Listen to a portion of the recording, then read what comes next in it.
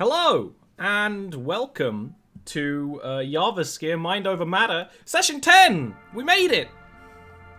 We made it, chat. 10 whole sessions. 10 whole sessions, which was a lot of effort on this campaign for all the things going on. But we made it!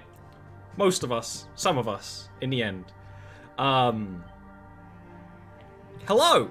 As you could tell, there is no Ian here today. Because I'm the DM and I turned him to stone. Therefore, he has been evicted permanently from the campaign, never to be seen again. This is the funny part, because this is the part my mum sometimes watches, so I'm always expecting like a message to be like, "Why did you kick Ian out of your game? Why would you do that to poor Ian?" Yeah, honestly, I'm just kind of excited to play after a very sleepy week. I think everyone's a little sleepy. We still have, of course, our guest, Jacob from Dire Roll today. I think, other than that, we're probably ready to go. Other than, of course, the spiel that this show is supported by Patreon, and there's a Discord, all of that, and there's a Twitter, and there's YouTube VODs. If you're watching this on YouTube, there you go. That's for you, I guess. I don't know. I sometimes try to do the marketing media bit. I'm not very good at it. Leave it to the professionals. Yeah.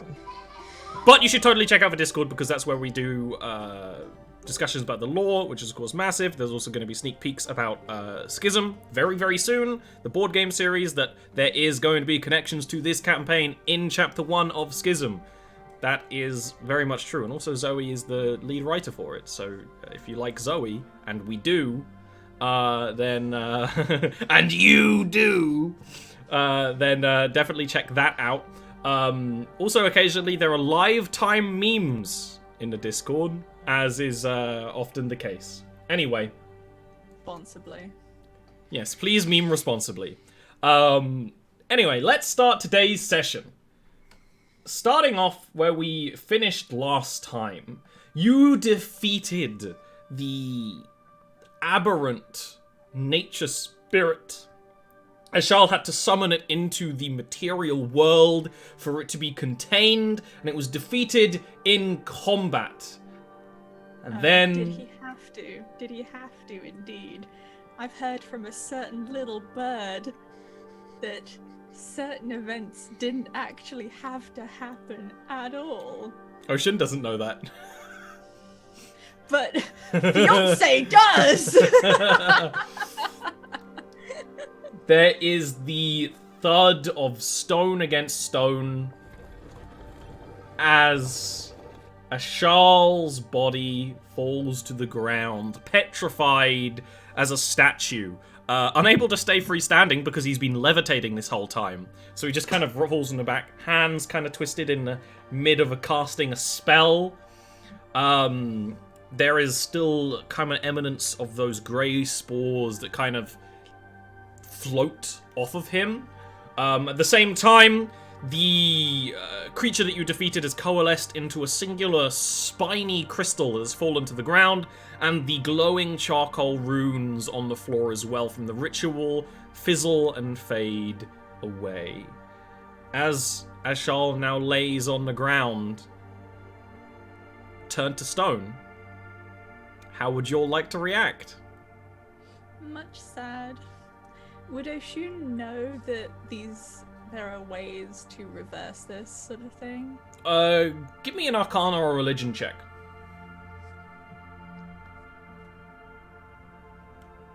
Well, Arcana is 0, so let's try Religion. Oh. You have no idea. You've never seen or really heard of petrification before. Right now, I mean, right now, mum panic, probably, right? Mum panic. The worst kind of panic. Yeah, you're probably in mum panic right now. Neil's laughing because the alert noise goes over headphones now. It is. I just heard it. I was like... That's right, we're a Donkey Kong stream. and always have been. Always will be, always have been. Always have been. Truth is, the game was banana from the start. You've never really heard of or encountered petrification before. You're scared of it. This is... You don't know if Ashal's still alive in there. Fear it. Right? You straight up don't know. Like, Ashal could be dead. Of course, the one thing that even with a bad roll that I think, Ocean, you are probably thinking is that the Church of the Serpent Goddess is a church of healing. So that's probably your best bet within closeness. But I don't know what the rest of you are thinking.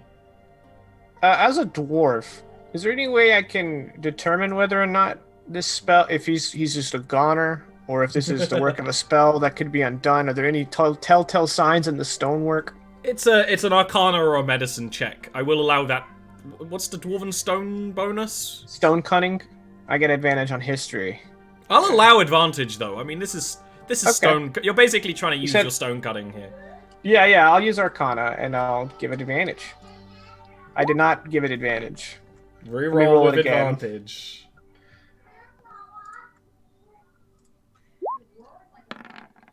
Well, it's better, but you did dodge a 1. You figure he's probably savable. You know, it's a very strange thing when someone is petrified and turned to stone, because you saw it with Drea. At first the outside turns to stone, and then the inside. You're not sure if there's a gooey center to this statue. I had to say that. I had to say that mostly just to make Zoe react. And that's totally possible that this could just be like an inch or two thick, like stone magic in the skin. Or I am splashing coffee everywhere. This is why I don't use a regular mug. You're going to be put down. The other idea is that it could have just basically soaked all the way in. And, yeah, that could have caused internal damage. You have no real idea, but it was a slow process happening, which means it's probably reversible. But you would be very wary of any damage that occurs to the statue in the meantime, because most likely that will be... If you accidentally lop off a hand of the statue, the hand is still going to be gone when it returns to But we'll know if there's a gooey center. You'll know if there's a gooey center. So... Oshun will put you in timeout. I'm not lopping any hands off. But no one will miss a finger. Bogdan says, I believe he's still in there. We need an adequate spell to reverse the process. Or you know.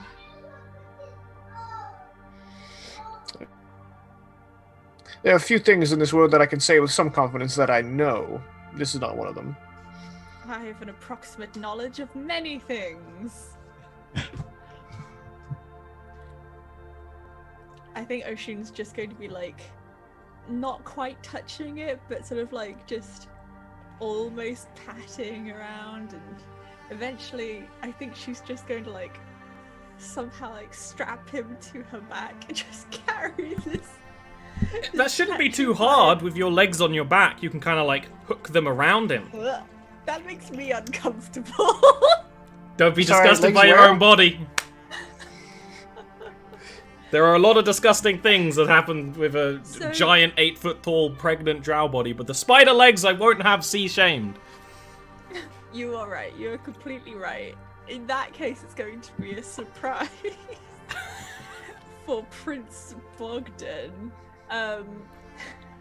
She'll stand Tumulus sort of upright and sort of like crouched down a bit, and what you may have thought was a tattoo, like a Spider-Man-esque tattoo of like 2 down, like 2 or 3 up, detach and are actually spider legs, and will just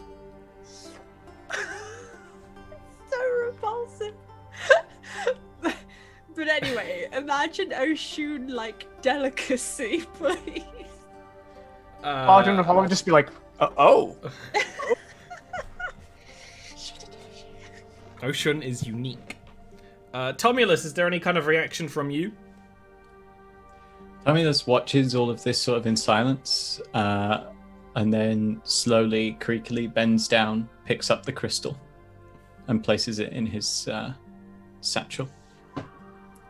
And then he was gonna say like time is of the essence and prompt, or time may be important, but Ocean's already picked him up, so would follow.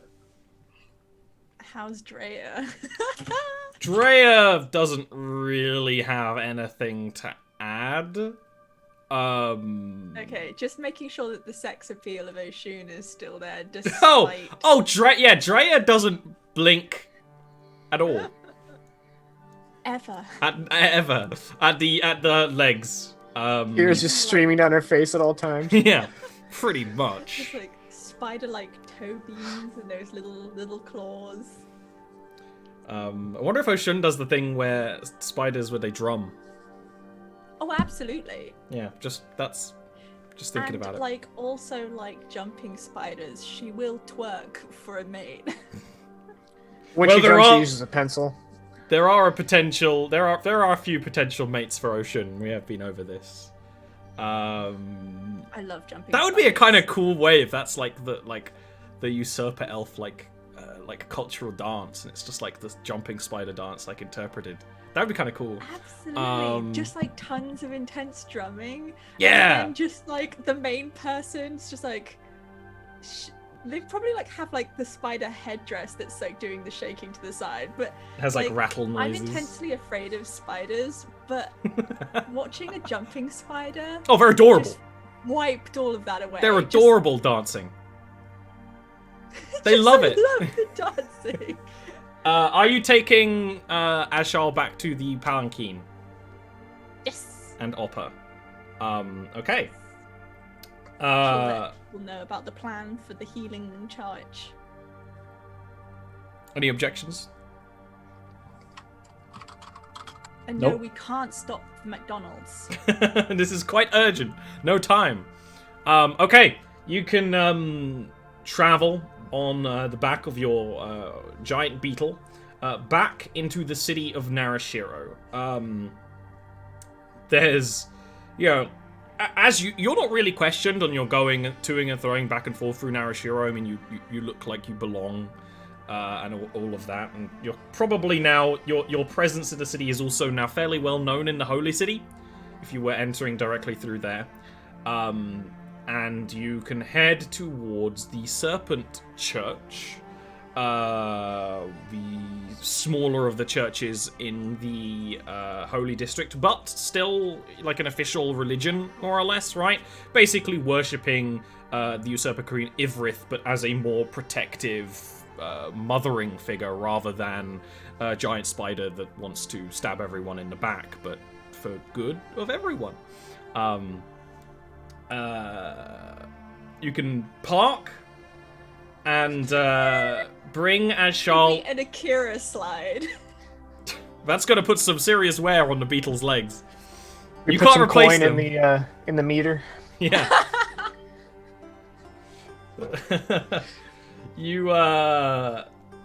And you can head inside the Serpent Church. Is everyone coming inside? Usually it's just Oshun when you've been in here before. This is a little worried about Ashal. So we'll come with. He'd probably, in fact, help carry Ashal.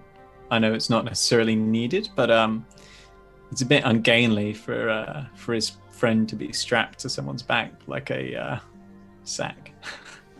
Tell me, because you can probably just reach Ashal's feet.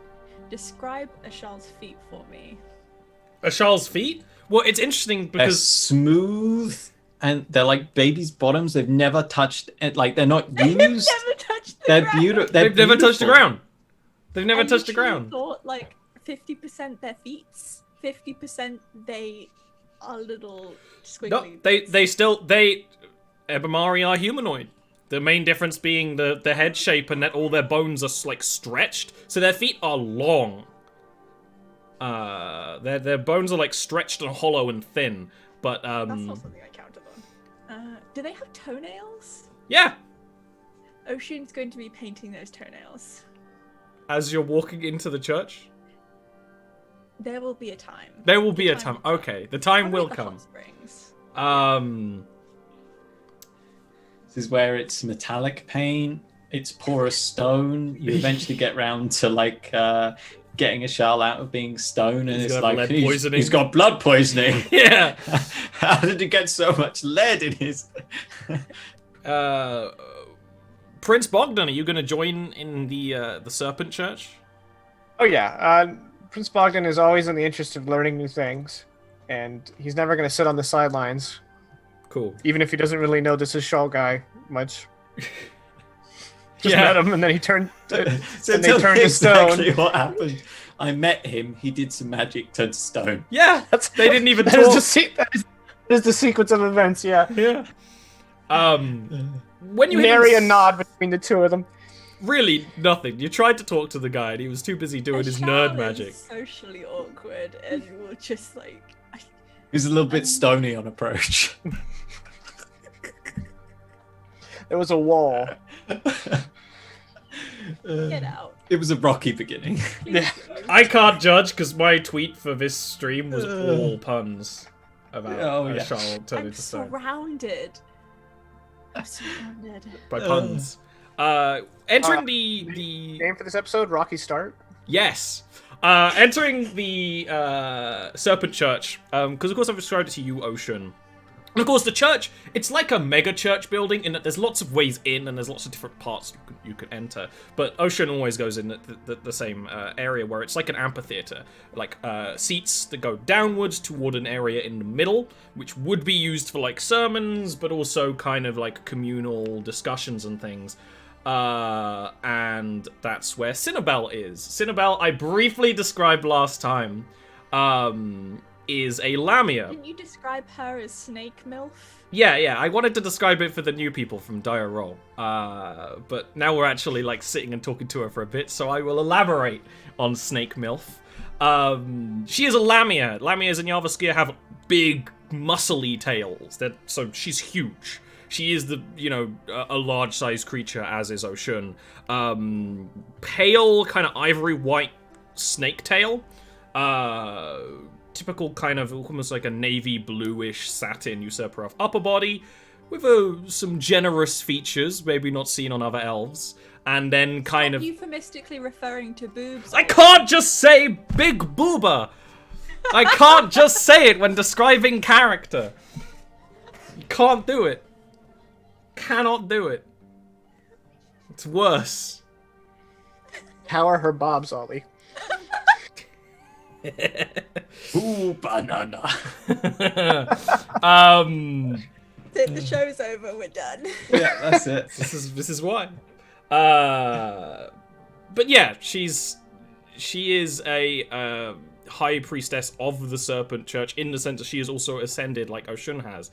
But the priestesses who ascend for the Serpent Church don't turn into Driders, they turn into Lamia, right? And hence she has that kind of protective attitude as she has kind of taken on that sort of thing. Right now she's in the middle of the amphitheater where there is an area where she basks, and there are also 2 or 3 lower tier priestesses who are like taking care of her hair right now, who are sort of like combing through it and beading it and all that kind of thing. Cinnabelle will shoo the attendants away when seeing Oshun come up, but then will look a little more curious. Yeah, as there are a bunch of people. And she will slither up on high from her lounging position and be like, "Love, what has happened to you and your comrades?" Oh, she's literally just like backpack. Backpacker But it's just Shaw. gonna be like, Cinnabelle,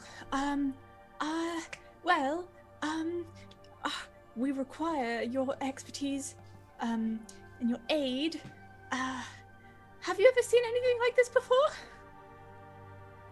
Well, let's put him in a bit more of a dignified position, shall we? It's gonna be difficult to extricate from the clutch of legs.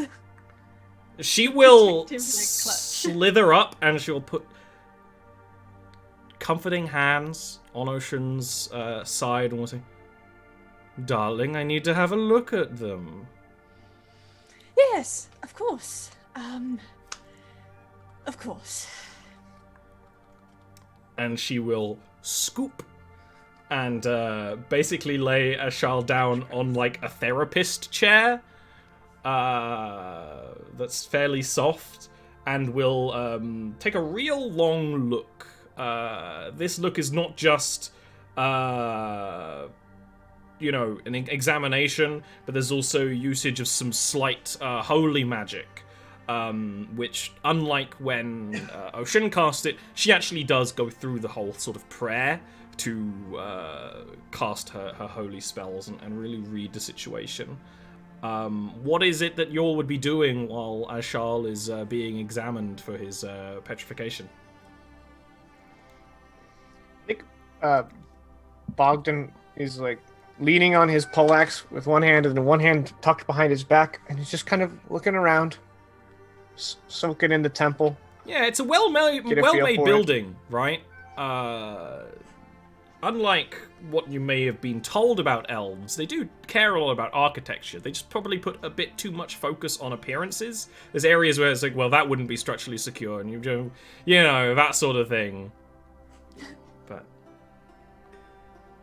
I think Tumulus would be doing the same, but rather than looking at the architecture, etc., he'd be looking towards Ashal. Like, I think in the instance of coming in, he would have been like, whoa, okay, this is grand. But at this point now, it's just a game of watch what this person does to Ashal. Yeah, it's an interesting kind of dichotomy, because it's both grand and kind of personal, right? It's a very close space. After a bit of time, Cinnabelle will kind of turn, and she'll kind of hum and say, "It does appear to be a fairly standard case of petrification, love, but that isn't necessarily an easy thing to fix. It's definitely something I would be able to do. In my studies, I have come across a certain type of blood magic that can reverse such a thing, but the cost can be, well, quite dire and dear." What would the cost be? I think Ocean is like playing with their hair, but like I don't think she's noticed that the spider legs have lifted her off the ground. Ooh. And like a kind of like drumming, like a bit like not quite pacing, but the legs are like a bit like antsy. Well, it's quite a simple theory. Flesh requires flesh. I would need a sacrifice from one of your party or someone that knew Ashal to make him whole again. Something simple like a hand or some eyes or one of those legs. Now I understand that's quite a lot. Ocean is already taking the mask off. And for the first time, you see beneath the shifting red braids and removes the sort of tiara-like structure. Oshun's face is that of a spider. I knew it. I knew it. Sorry. It's like, it's like a jumping spider. So like she has these two little because the jumping spider face is cute. They got these big eyes. But it's literally which might like be scary on an shape. 8-foot woman. Again. She big. Yeah. Little mandible things. Several eyes. I'm gonna do the cop out and have the eyes be like eyebrows. Yeah, well that's often how I do it, because some of the Driders do get the spider eyes, and it's usually it's in an arrangement, although sometimes they can be in weird places. Yeah. But yeah, you probably do have like 2 up there and maybe 1 like almond like, and then like I just love the look of what the like old Japanese fashionable eyebrows, the circles, and then just like 2 more. Yep, just gonna take out some of these eyes. Are you sure about that? darling? I mean, I know it is the easiest way, but there might be other alternatives.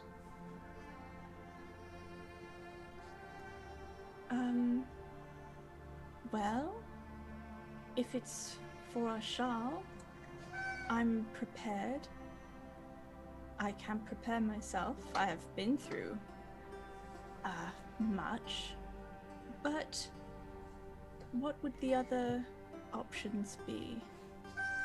I know that there is a Medusa who leads the Palace Arcanum, the school of magic in the city, and if there's anything Medusas know, it is turning people to stone, and theoretically they know a way to do it in reverse.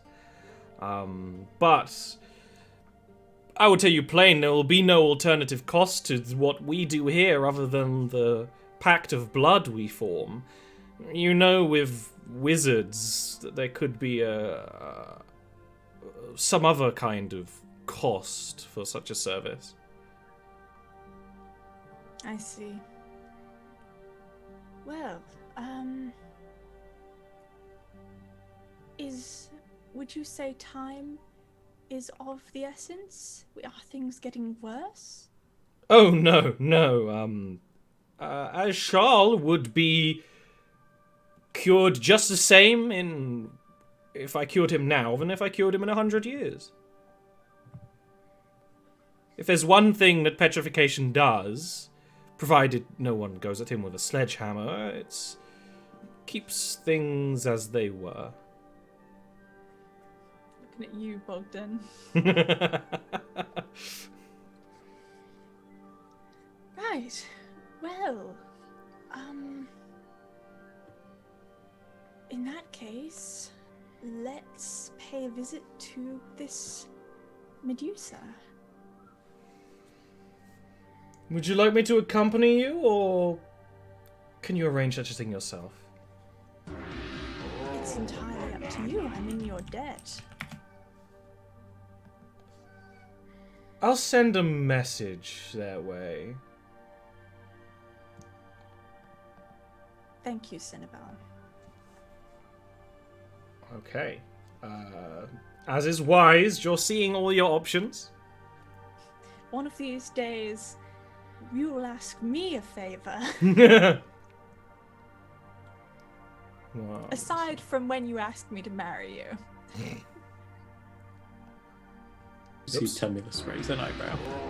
Ignore that. That was an accident. That was accidental banana. Accidental banana. We got a banana misfire. The worst kind of misfire. Your cat's had enough. She's done with us. She loves a good banana misfire. Huh? Do you like a banana misfire? Yeah. She's like, I put up with you. She's like, Okay. oh, stopped already. So, you can head up in the city to the Palace Arcanum. The Palace Arcanum is actually basically directly above the Holy District, in part because a lot of priestesses of Ivrith learn arcane arts. I mentioned last week, this is basically one of the only religions in the world where the priests are like encouraged to learn arcane magic as well as divine magic. Usually they're like, ew, icky, scary, learning math. But here That's it's how I feel. yes, here it's quite common. So we're actually All we want to do is adhere.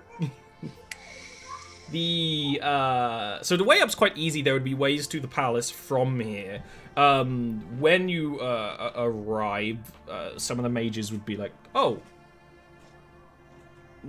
you were expected, okay," and you would be ushered into a meeting area. The Palace Arcanum is a mage's college. It's where noble drow go to learn the arcane arts. As such, there's quite a lot of young drow around, which are usually quite hard to find. Young drow are better seen and not heard, and better yet, not seen at all. So maybe Ushun might find that a comforting presence. The youth. The feeling of youth, right, in this place. you would be taken to a meeting space, which would be an indoor garden, a fully enclosed underground indoor garden. There's even a roof over this area, which would have glass ceilings, so you could see the other spires and towers that go on above and kind of hear the humdrum of the city, right? It's, you know, it's definitely an interesting sort of thing. You'd expect maybe a meditation place like this to be quieter, but it's almost deliberately kind of noisy. There are also birds here, as you could tell from the bird noise, and other kind of wider instinct to grab a bird. Yeah. She has definitely covered her face again. Cool. Good at checking. I have a question. Sure. Are birds common? Underground, no. It's really a sign of usurper elf hubris that they like to have birds around so much. Those Okay. are weird-looking bats. Yeah. Yeah. It really is a weird thing to have for them to have them up here. But they do every now and again. You can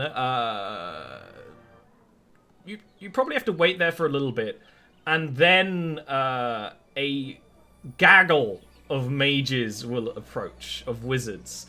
None of them mage priestess. All of them like proper high quality wizards. My brain's running out of words. I only managed to have a little bit of that coffee. These are some high quality wizards. Premium wizards. These are the primo. The primo rare gacha game drop wizards. We got a bunch of 4-star wizards here, guys.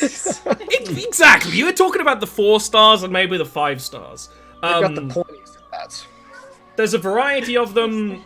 All of them incredibly attractive, wearing incredibly high quality clothing, but all of them, it kind of has like a ruby red.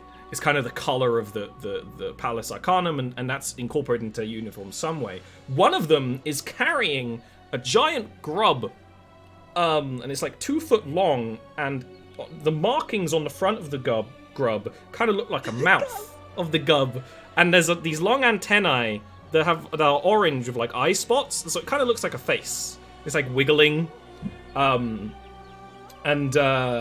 they put it in a little kind of sort of glass case on the side of this garden, and that's where there's a lot of other vaguely arcane animals for study in these little hutches, and that's when Lady Variance will kind of emerge from the group of mages. The Medusa. Immediately visibly different. Green scales all over. The same kind of size and build as a usurper elf, right? Fairly short and femme-leaning. But there is the hair of snakes that you see first, because she tends to this creature. She takes a kind of purple fruit with a blue stem and feeds it to this little grub. And when she turns, there is this mask made of stone, and looks quite heavy, and it completely covers like the upper portion of her face, and there is like a single red jewel in the center of it. And it's one of those things where it's kind of geometrically beautiful, but it doesn't really kind of work with the rest of her. It's very jarring. It's almost like something that it's a Medusa's mask. It contains her powers, but it's one of those sorts of things. The rest of her outfit is fairly beautiful, and doesn't shy away from the kind of like spines and scales of her body. And she will approach and bow, which makes all the rest of the mages bow, like a moment afterwards. And she will wear a polite Narashiro smile, and will say that, "I have been told that you have a problem with petrification. That I may be able to assist you with. Yes, absolutely. One of our comrades was affected with a petrification spell, and they have turned entirely to stone. And we would like to rectify this at the earliest convenience. Would Tumulus have like carried a shawl up this way just so that you can kind of show? Took the finger off. This is an example. This is how it works. Can you put that back, by the way? She will approach with the mannerisms of a wary snake. Right? It's kind of a slink. We're mask buddies. You are mask buddies. Clink, clink. But she doesn't approach you warily. She approaches the statue warily, and does something quite similar to Citadel, but it's a lot quicker because she's a wizard, right? She will kind of flex her fingers, and these rings of magic will start to appear around her hands, and she'll kind of twist them.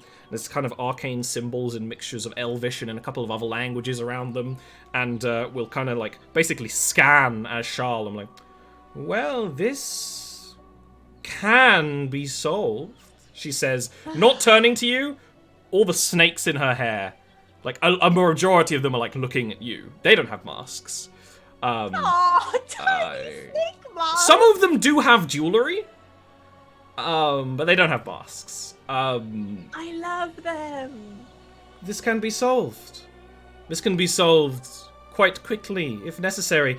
I would simply need to get the right kind of emerald, which would be easy to acquire in a moment's notice. She says, kind of like motioning behind her, and someone starts like writing down what they need to pick up. Yes. Those are some good interns. I can fix this for you. That is such a relief. You understand in that doing this, you'll be entering into a contract with me. I may need your assistance at some time in the future. There are very few people that we in the palace can trust with sensitive operations.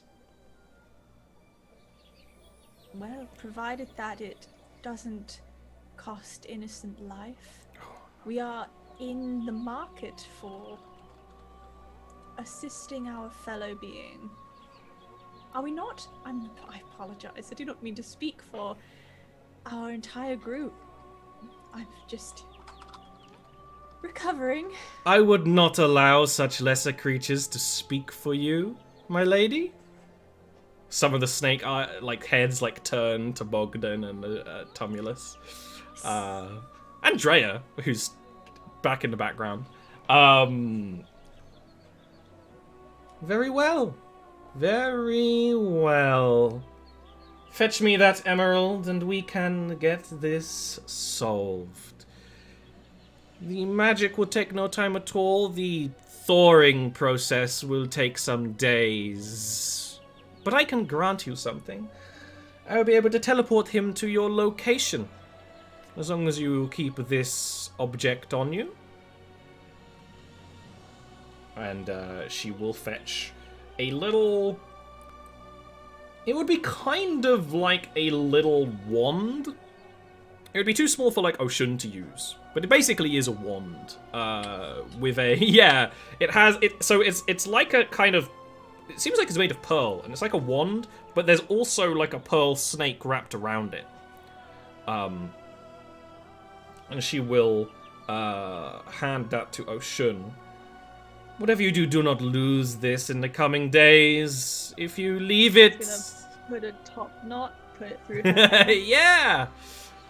If you leave it somewhere untoward, then that would be where your friend would apparate. We would not like to see this happen again. Wand of apparition. Sure. Yeah. Now, you can stay here for the process if you will, but correct me if I am wrong. But are you not the servants of Ulkshiwa of Ebimaro? Yes. Yes, we are currently performing some duties for her. She has that grin film on her face of someone when they have guessed something correctly. Yes. Yeah. It's a very sharp-toothed grin. She seems to have quite large fangs. Excellent. Well, then I'm sure that we can have plenty of work together in the efforts of peace, and no innocents would ever be harmed in the operations of the Palace Arcanum. We will talk about this surely in the future, when your current work is done. Can I insight her? Yeah. Thank you. Ocean's too trusting. No. No, Yes. she's hard to read because you can't see much of her face, and so the bottom half of her face is very deliberate. The grin is almost a break from that, and it does seem sinister, but you're not sure if it's just sinister because she's a snake lady. Sinister enough. Someone fetch the shotgun. It's sinister enough, right? There's a sinister Because the vibe little to this. Snakes have eye patches. Yeah. One of them's got like a knife in its mouth.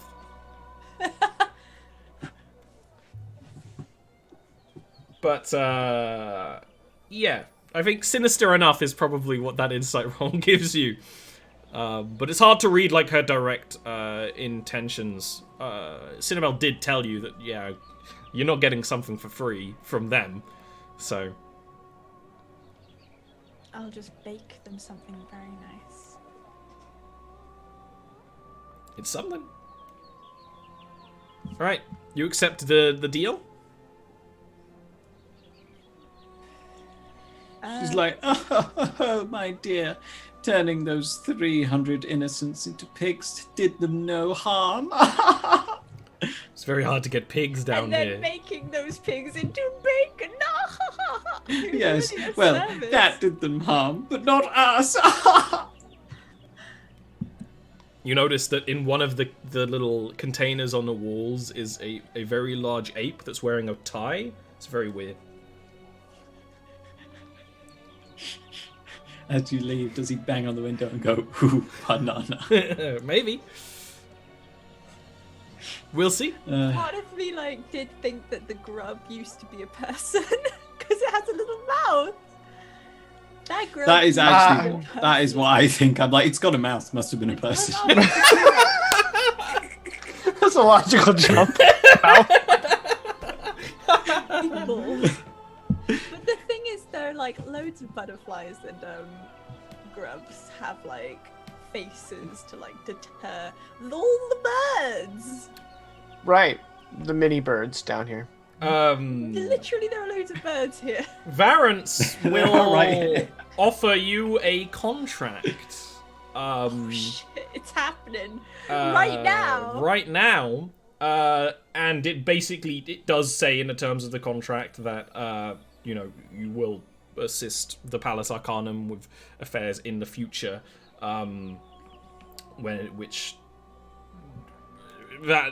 it's basically what you just agreed with, but it will be in writing, because... To be clear, Ocean's Tumulus going isn't to signing. scan Oh, no, that it only needs to be blueprint. Ocean.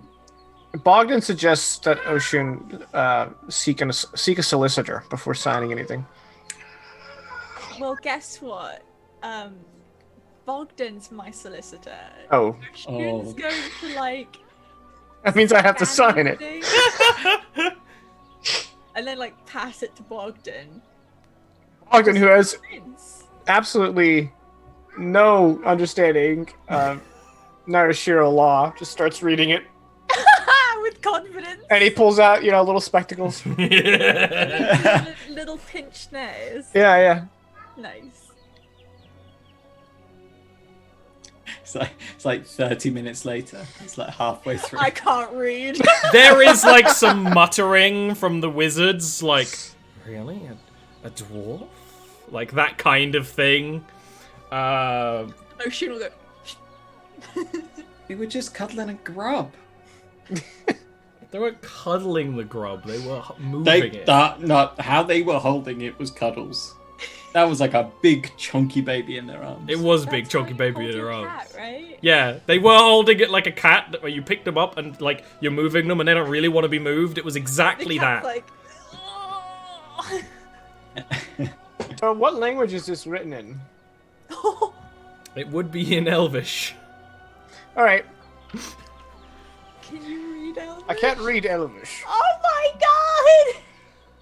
Would you like a copy drafted in Undercommon for your assistant? Well, something that concerns me in this line of work concerns my associates. I would hate to bring them into any sort of situation they weren't fully prepared for and had agreed to.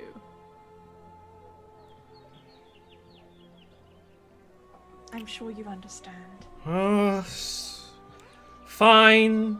There are so many less finities in the common trading language than this Elvish language I have adopted. But fine. And she will kind of weave a bit of a spell and touch the contract, and it will just like change into Undercommon. As Bogdan takes it back, he's just like, I'm sorry to put you out like that. Because it was so hard for her. Yeah.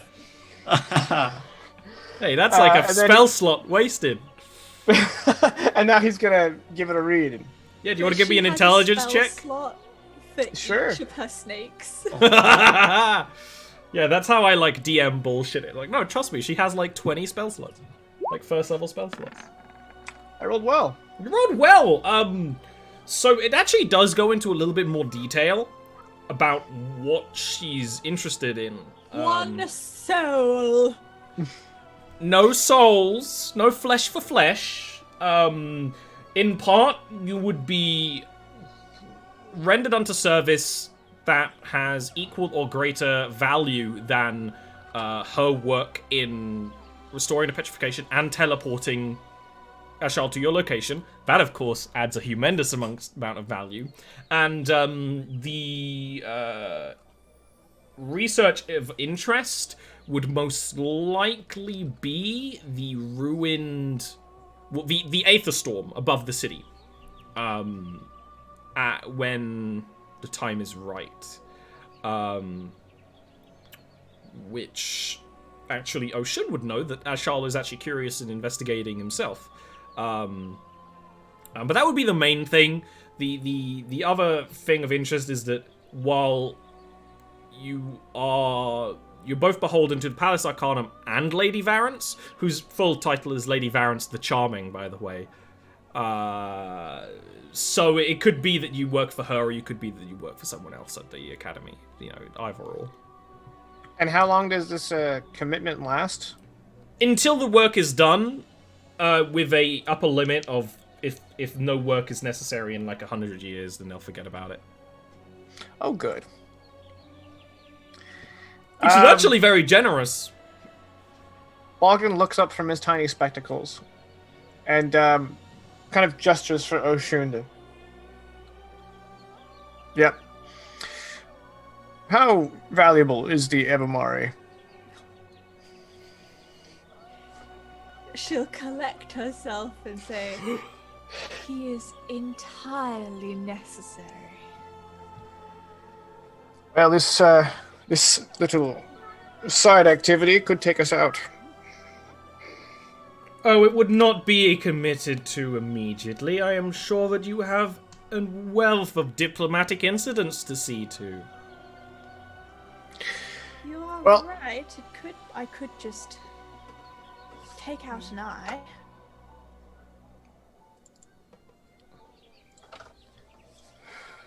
It's your city.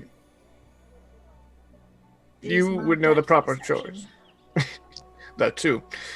I kind of like give her the cliff notes of what this contract entails to make sure she understands fully what she's committing us to. I'm alright with doing further diplomatic work, all for the good of our land and our connections. It seems to me that this seems to be an awful lot of work for a single individual, but if you say that the Ebamari is of utmost importance to our efforts, then I can't argue.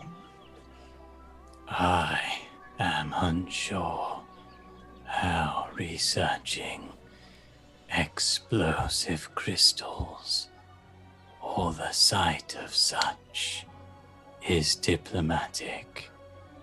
But I also wish to see a Shah back to his usual energetic self.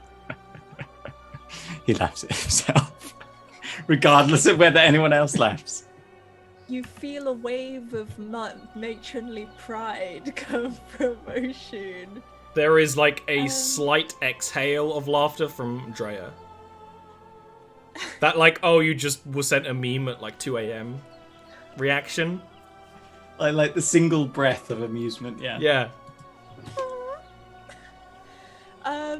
So Oshun will turn to Lady Variance the Charming and say, just to seek a little further clarification, may I inquire as to the nature of this expedition? Would it be for public safety concerning expeditions into an area primed with explosive crystals, or would these be refined into some kind of discharge? She will take your hand with two of hers, because she is bold. quite small, and lead you to a particular place and makes you look up. You can see directly above the city the swirling vortex of the Aether Storm, slightly occasionally shadowed by ruins of buildings that used to sit on the roof of the cavern. We are not talking about simple explosive crystal mining. We are talking about a phenomena that currently sits above our populated city and is hitherto unknown. Now I can sense the storm within this individual, and I can sense the storm above. And I believe that it is likely that they and you will be able to grant us some assistance into the exactness of that phenomenon, and maybe be able to assist us in containing it. It has been deemed safe enough for now. Such things can rarely be relied upon to remain safe, especially... Could you imagine if there were wizards of grand power on the surface who discovered the unstable magic above our city and would use it against us? The storm itself only exists due to an act of terrorism so severe it nearly ended our culture as we knew it. It needs to be made 100% absolutely safe for everyone who is within this city, whether they are usurper elf or something else. In that case, Oshun will look down towards her and put her hand on Lady Variance's cheek and say, "You entirely have our aid and my loyalty in this matter." Her skin is it's so dry, it kind of takes the moisture away from your hand. Quick. Yeah. Moisture wicking Medusa skin, now available for your sportswear. It's funny because this always happens. She's a quite powerful, influential individual. Small, next to Oshun, looking up. Oshun just so big. There is an anime glint of the jewel on her mask, and Shing. yeah, and she will smile again. And Is it a genuine smile this time? You can make an insight roll. I must seduce everybody. Since I'm kind of aiding as in place of a solicitor, I was gonna ask if I could assist. You can make your own insight roll. That might be a good idea. Okay. Yeah, that's a good idea.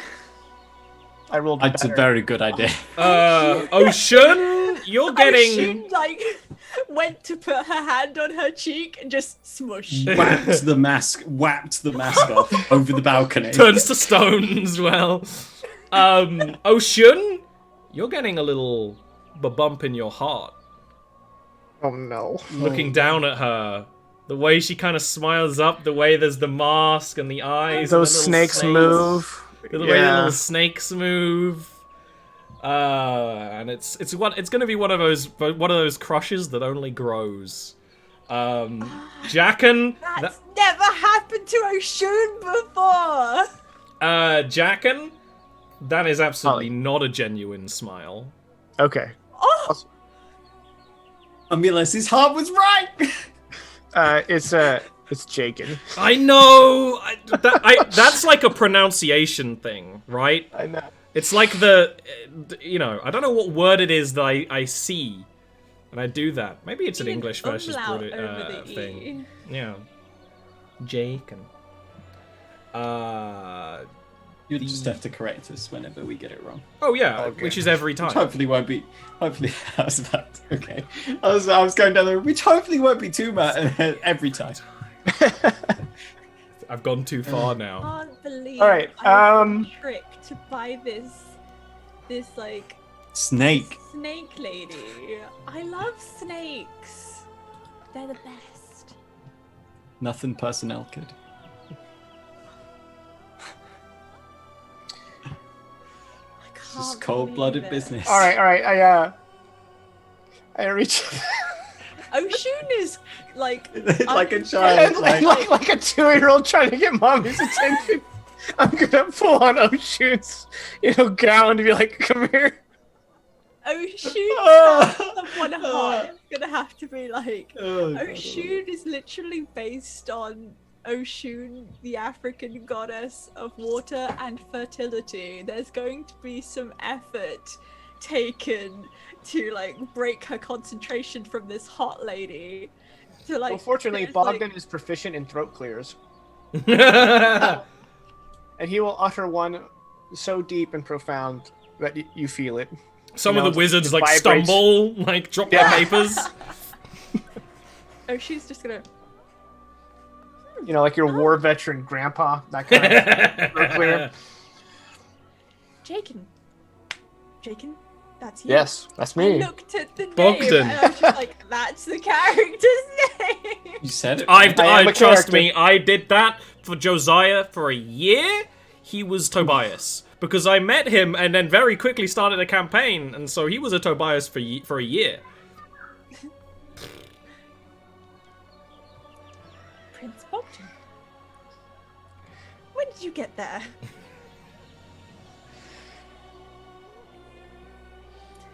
Oh, right. I as interesting as it sounds to investigate, I feel perhaps we should do it on our own terms, and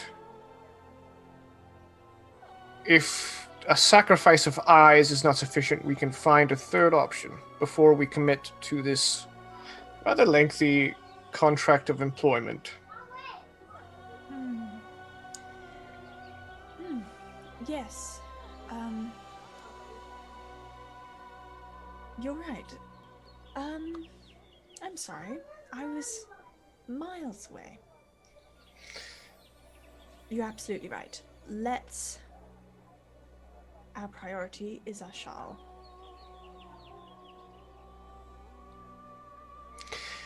It would be a shame if he awoke from his rocky slumber to find that he had been indentured.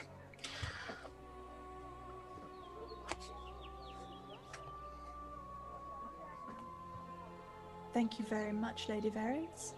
I'm sure we'll be seeing much of each other in the future. Yes, your offer was appreciated, and we shall return if we wish to accept. Do Now, make Oshun. sure it is quick. I do not know how long the current contract will stay. Fortunately, stone lasts quite a while. Until next time. thank you very much for your time. And Oshun's gonna feel like Oshun's not used to feeling like they've missed a bit of time, so they're gonna like regroup, leave the area immediately, figure out what was wrong. Yeah, like head to the street and work out what happened. Yeah, as soon as they're in private, I think Bogdan is going to kind of assert himself a bit. I'm new to Narashiro, unfamiliar with your methods, but it seems that everyone we meet in this city is attempting to use us. You seem to comprehend Narashiro very deftly. In that case, we should be very particular which one we allow to use us. You must understand. Oshun is shunned because she is different, kind, giving. The differences are more than skin deep. Really, you didn't like that? Oh. She just turned over and went, No. Why do you speak this way? Clip it. "Father, it's scary." I don't like you.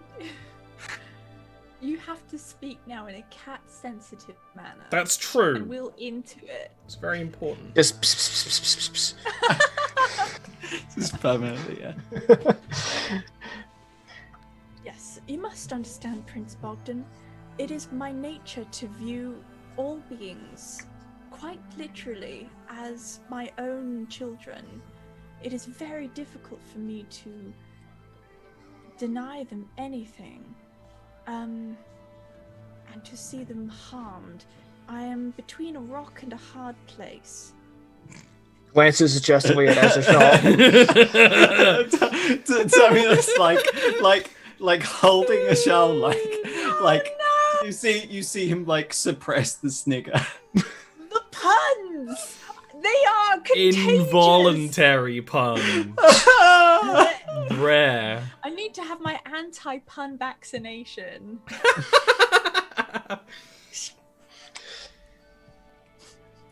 Funny joke. God. Oshun's just gonna like brush her mandibles. Yeah, that's a thing. This pun. Chelicerae. Listerine. Go.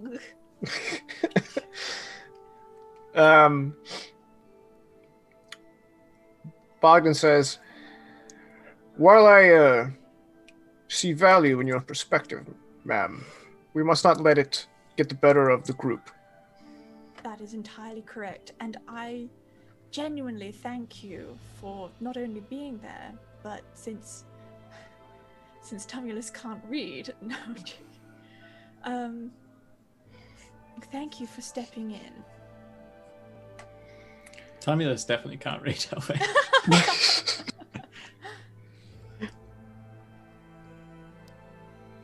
In another way, though, that was quite an interesting discussion. I do not. It is not pertinent at this moment, as it were. That nebula above the buildings. I am glad it has been brought to my attention. Hard to miss. That being said, I quit. that being said, I do agree that it bears further inquiry. But if we are to explore it, I hope we find a patron that is more amicable to Yes. our free will. We do As have for your- allies. As for your Lamia friend, Yes. I only met her the other day. And forgive me if I sound impertinent, but when she initially requested a sum of flesh to perform the ritual, she specifically mentioned your additional limbs. And it was only when you offered up an eye that she suddenly backpedaled. Is that common? Well, Cinnabelle can be entirely trusted. I came up with her, as it were. She's risen very quickly through the ranks, and we have an arrangement.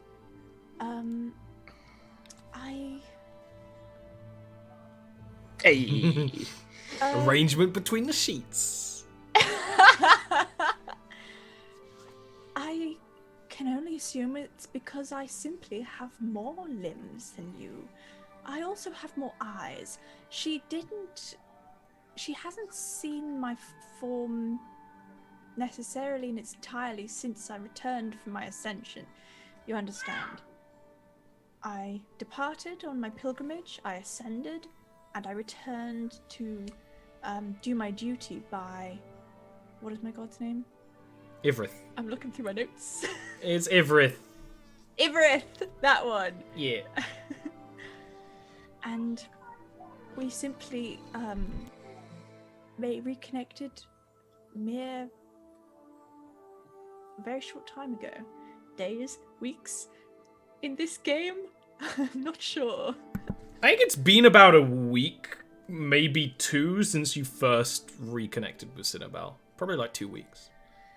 If we cannot find a third option, I would much prefer to go with your friend than that wizardess.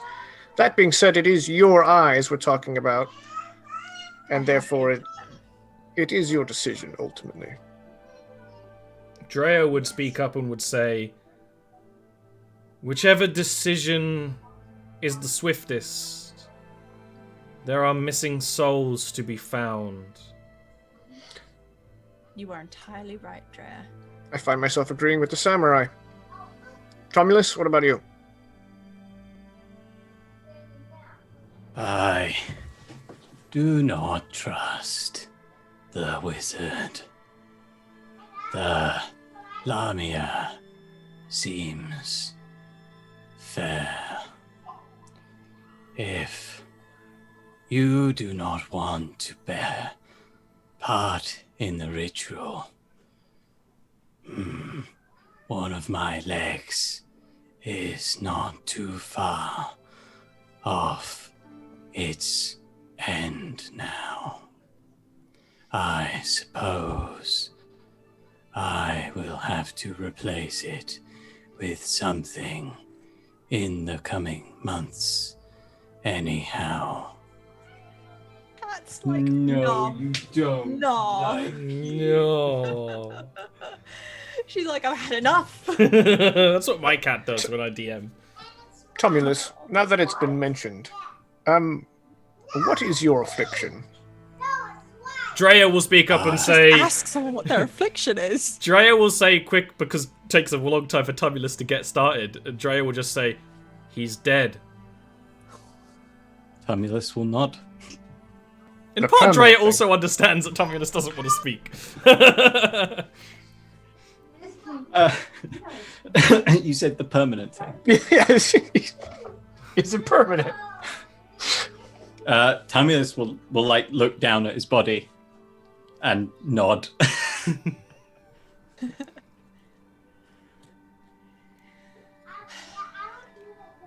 No, More I don't. precisely, I am deadless.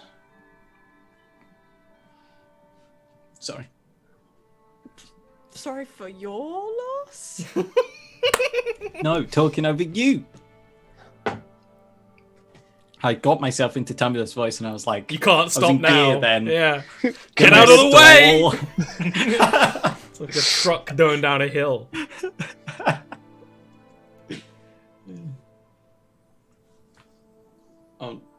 You try that again, Zoe? I think you weren't muted. I think it just didn't pick it up. Maybe you're so quiet. Hello, hello. What was you saying? Just, I'm sure it won't come to that Okay. as we enter into blood pacts.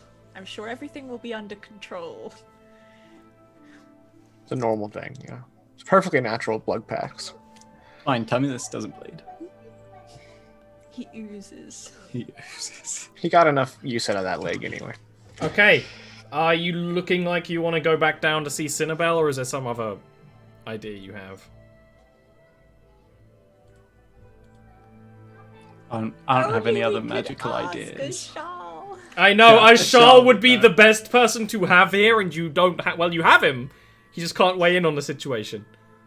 So you're saying we could Ashal, ask what him? do you Yeah. Yeah, if we found a mine. No. think?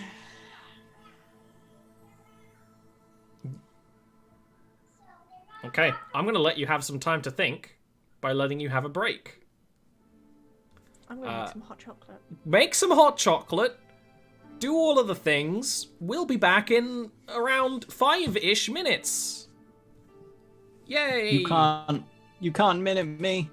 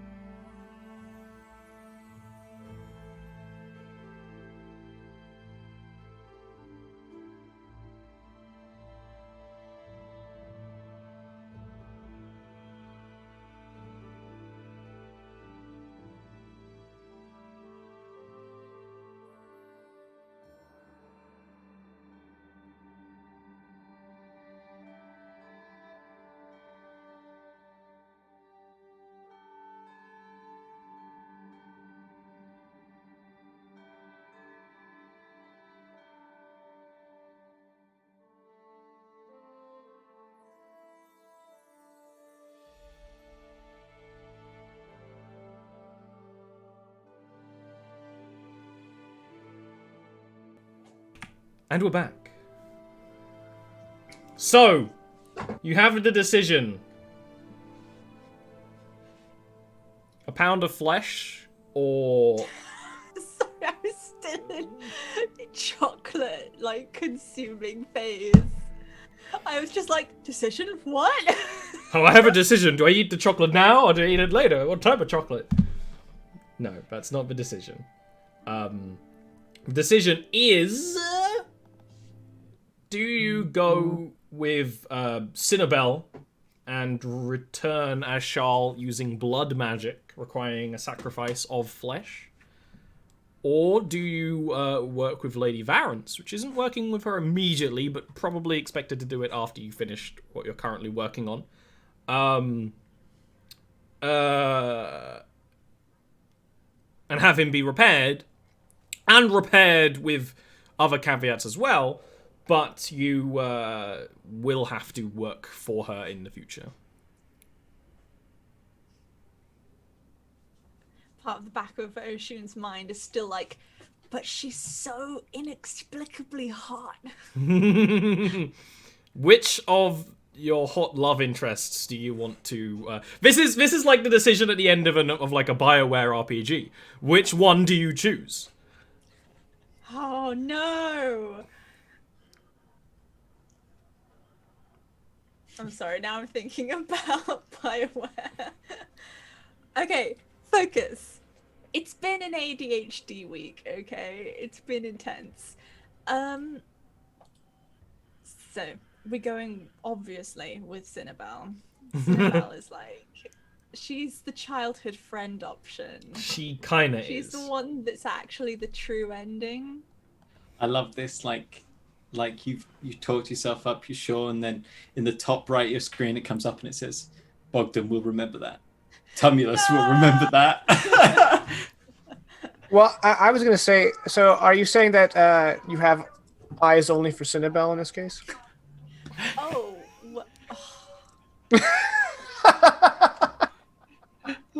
That's good. Lady Variance doesn't have a leg to I'm stand on. Throwing my fucking glasses. That would be pretty funny. How did you break your glasses, Zoe? I don't want to talk about it. I hooked it in a fucking wall because of puns. Because of But they Jenkins' would dad jokes. Yeah, that is true. Cannot. I'm a certified dad, so I Yeah. can make them. Cannot hope Certified. to read the power. I got it in the mail. It's My book of actually puns. the law. Okay, Yeah. you want to return to Cinnabelle? Yes. You head back down to the Serpent Church, where you can tell Cinnabelle your decision. Well, I'm gonna relay the weird shit in the sky, how weird and intense Variance was, and that we decided not to make strange pacts with strangers. Wait, did you just go back to your love interest and tell them about your other love yeah, it's interest a bit weird, instantly? but you know, it's clearly a No very secret. there is like no trying to secrets with garner Ocean's jealousy was- relationship. Yeah, well, Cinnabelle There will. is no jealousy with Oshun. She's ascended. Cinnabelle will guide you. Yeah, usurper elves are very polygamous. Cinnabelle will guide you to a position where Oshun can sit with their head in, a portion of Cinnabelle's lap. Exactly, and we'll kind of like start to stroke and tend to the hair for a bit. Like, you've made the right decision, love. The wizards may have good intents, but you can never trust those who have their minds so firmly in a spellbook. So firmly up their asses. That's definitely the intent. That's definitely it. Well then, I would love... Wait. Jakin, did you just make another pun in the chat? I don't know what you're talking about. Sounds made up. Publicly shame you, alright? I approve of them. No. Oshun will say, thank you for allowing me to come to that decision in our own, as a group. Well, You are about to make a painful sacrifice. Yeah, the two of us are just like watching, like, yes, we made the decision. Take out our eye. Get him! She gets the freaking ice cream scoop dude. ready. Popcorn. Ice pick. Yeah, it's the fastest way. Oh, I was thinking Once you ice get that cream wrist scoop, technique. where you... Oh God. Yeah. My wow. wife uses these little ones for cookies. You know? Yeah. These are the Yeah. small eyes. Yeah. Why wouldn't you use like a big one for cookies? Little cookies. No, we had this discussion the other day, and it's going to start again. All you need to know is that Zoe is on Team Big Cookie. Let's continue. When you tell a 2-year-old that she gets one cookie, you make them small. That's fair. You know what? I completely. Very fair. Cinnabelle will carefully, with consent, remove Ocean's mask. And will say that I would wish to tell you that this is painless, but the pain will be necessary. Are you ready? Who knows? This will be Spider eyes preparation don't for pop out. future pains. She said, and she's going to like indicate we're talking about the tongue. Yeah. Oh, giving birth to the goddess's child is gonna be an event. And Cinnabelle is going to pluck out Ocean's higher, smaller eyes, one by one, with her fingers. Oh, it's so intimate. It is intimate, and there is the sort of she suggests that you bite down on her arm, the other arm that's not doing it as well, and you will with like spider fangs too. And pull out 6 of your 8 eyes, leaving you with only the larger 2. Oh damn! I thought she was only gonna take like 3. I thought it would be like a few.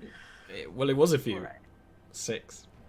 Do I lose like? We'll yes. We'll go over this. You're not gonna lose the ability to see. You are going to lose a large chunk of your dark vision.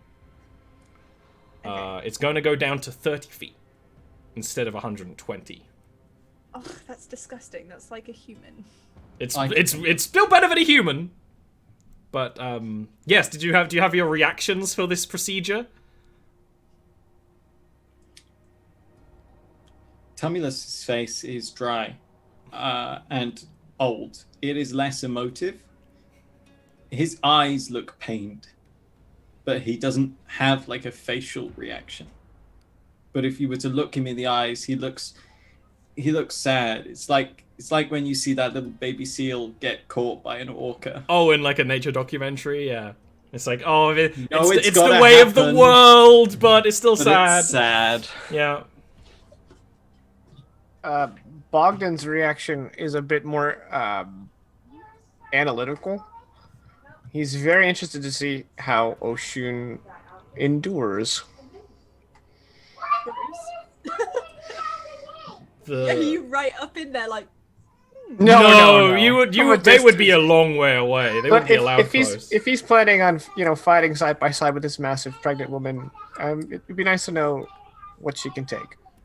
Taking bets. Yeah. Cinnabelle will pull out. Much in the case of noises, but probably like breath exercises. Cinnabelle will pull out the last eye and pull the nerve from the socket and place the last eye in this little bowl. And she will pull her arm away from your mouth and will I say think that that you've done. some of the little mandibles would be like trying to like they would probably be exploring her hand and also trying to like push it away. Yeah, Like no. you did very well, love. You'll recover quite nicely. She's going to kind of shift you so that your head is now like on the bottom of her tail. and she's going to pull a shawl to be in the middle of her tail, and she's going to wrap around the statue of a shawl. Crunch. She's going to take the bowl of Ocean's eyes, and as she runs a hand over them, they turn to blood, and the blood is kind of raised, and she drinks it. I didn't consent to blood play. You did. She told you it was blood magic. She was quite honest about it, honestly. I really want this magic to just end. Like, she drinks it, and it's just all in her mouth, and then she just over the entire statue. No, she definitely swallows. That is not bad. She swallows down Only the been here blood. for 2 weeks.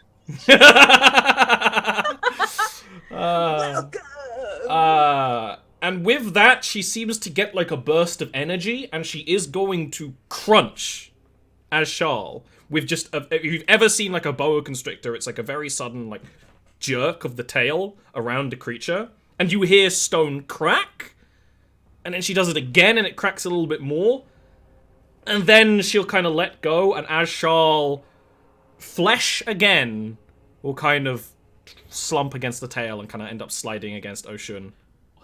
Ocean's gonna like just sort of like pat to the side, pat a shawl, and be like, squishy bits. Yeah, and that's where you feel like all his bones are broken. You're like, oh my god. What? No, he didn't have. Wait, no, he does. He has bones. They're just like incredibly shitty bones. They're like bird bones. They're like fish bones. Like you could eat them and you probably wouldn't notice. Oh, jeez. I mean, challenge accepted. I get a fork. Yeah. You just have to like take it like a sardine or like like a anchovy. That's what I was thinking. Cinnabelle will say they're going to be asleep for some time. I imagine that whole ordeal took a lot out of them. But I think you'll both be okay.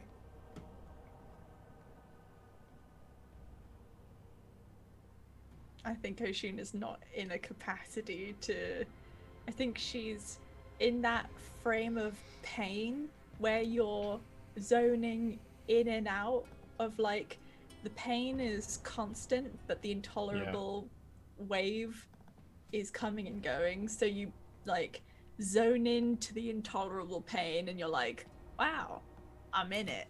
And then you zone out and the pain is like still there, but you're able to like function. Yeah. So I think she's just You would best get them somewhere where they can rest.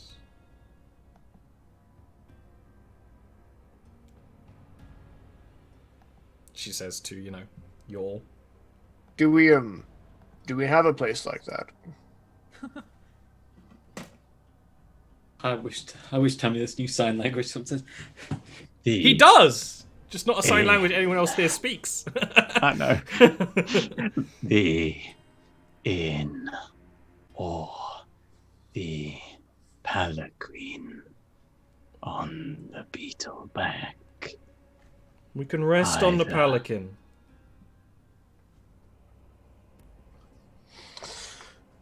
Very well.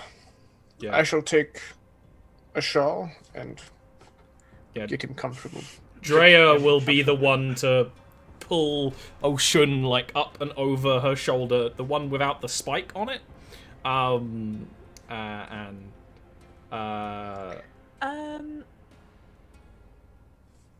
not sure what Oshun's blood or body is like. So It's up to would you. it be the case where it's like one bandage, or like? It's up to would you. it be... I think there'd be one bandage. Yeah. Because it's all the upper eyes. The upper eyes, but like, if it's in the vicinity, then is it like bruising probably come all the way Oh, down? yeah. Like, probably right now you are blind. Swollen spider face to look like? Don't think about it. Like, probably right now you're completely blind, but as it comes back, your vision is going to come back to pretty much more or less what it was before. It's just going to have a harder time seeing in the dark. Drea will pull you and make sure that you're comfy on the palanquin, and then will suggest that we should take this out of the city and start moving. Just in case. I don't think I'm going to be much use. I think, like, very little she's managing to get out.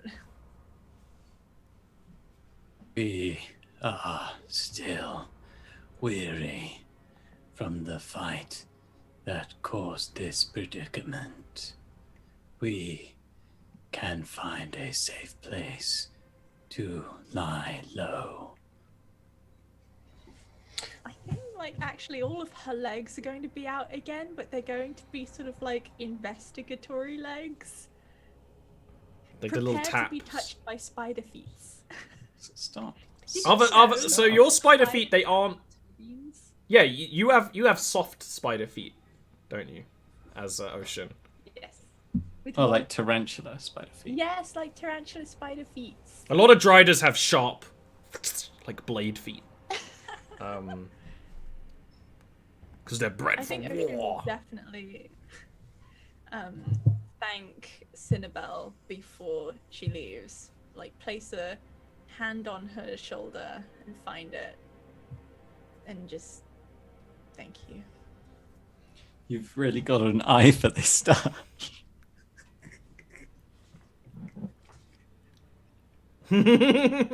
So, where do you want to try and take the palanquin to rest safely? Drea's a little worried about staying in the thick of the city. On there is basically her thing. Were we not going to get information from the Needster? A meeting he will make. Then we should take this creature near the Needster. Perhaps in sight. We can rest there. Okay. I guess Drea is the one driving the beetle. As This creature is called Upper. and you can head on back to the Needster with your party intact mostly. Long rest. Duh. Ah! Okay. It's what I need at the end of every week. Your long rest is going to go without a hitch. You're not troubled or anything. While you're sort of waiting out there by the Needster's factory. It's not exactly the safest place, but at the same time, the palanquin is the reason why you have it. It's kind of safe up there. So, come on, what are you laughing about? Do you have a pun? No one had to keep an eye out. Okay. These will keep coming. That was only 2. We already had Gotta make stone 5. puns, now we have eye puns. And you know for a fact that gotta- Ian's gonna make one, like, at the start of next session. We gotta Oh. make one pun for each eye lost. I think it's fair. So just keep your eye out for him. There you go. You guys are the worst pupils I ever had. Purgatory. Part of D&D is puns. It's like tradition. Cinnabelle did say the pain was necessary. It was fine. Yeah, she knew, like, it was meta. She knew it was the out of universe pain to Zoe. Really, it was puns. Let the puns begin the healing.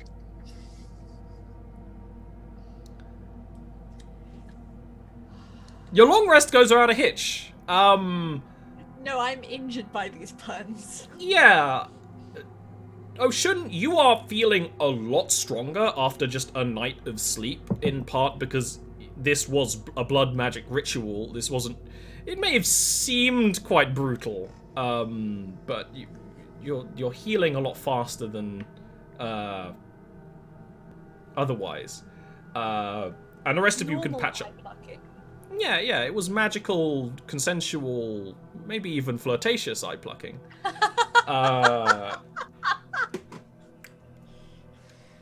When will it end? I just have like a Kenku, just like it's just subtitled "seductive eye plucking" as it like reaches into a skull and just. So you are all feeling a lot stronger. As Charles is like awake, but is still resting. Being turned to stone and then being unturned to stone is a process. So Charles gonna need more rest. But the rest of you could go and talk to the Needster for this meeting, if you wish. Oshun's gonna wait in the car. I mean, Bogdan would, but he's still kind of catching up as to what our objectives are. But I don't want to, The plan is that he will put us in contact with the mushroom elves, which are elves that live in they're equivocal currently. They're equivocal to Drowwood elves. Gotcha. All right, well, I'll do that. I'll see if he and I can see eye to eye. And he has dealt with them before, and he did agree to do this. Okay. Under Tumulus contract. won't come in because Tumulus wants to beat the man. I guess it's Gotcha. Bogdan and Drea. Okay. You go up to the Needster's office and Needster will see you. Well,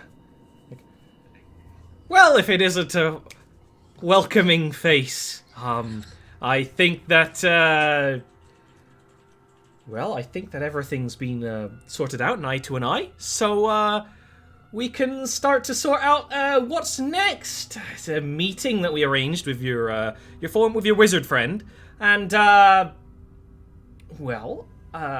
hope you understand. I'm not going to be going with you to that meeting. No, going and leaving would be quite dangerous. But here are the directions, and Zhao has already been talked to. He knows that you're coming and all of that. So, you should be able to sort out all of the affairs that you needed.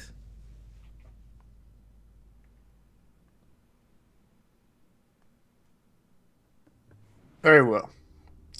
So these directions will take us to the Mushroom Elves, and they are expecting us. Well, it'll take you to at least one of them. I don't really know if they have a permanent abode, but I have been told that Zhao, who I've been talking to most of the time when I talk to them, will be there to talk to you. Well, so it's better than nothing. This chair's really scary. I trust it, but it's really scary. I agree. You went down so low then, and I was like, I was waiting for like a kathunk, and I'm like, eh. No, the handle is safe. I feel perfectly fine, like, lowering it all the way down. It's the fact that it also, like, rocks. Oh. And the rocking, like, I have no control over the rocking. So sometimes I just get my drink and I'm like... you can increase the weight resistance on the bottom. If you got the same mechanism as me, I don't know that you can. What? So you can, like, twizzle something, and then you have to apply more weight to get it to go back. Alright, I'm sorry. Carry on. Anything else you'd like to see? The Needster will hand you a... The Needster will hand you a scroll, which has a kind of like forest map with a little do-do-do-do-do-do-do-do, like kind of follow this path to where you need to go.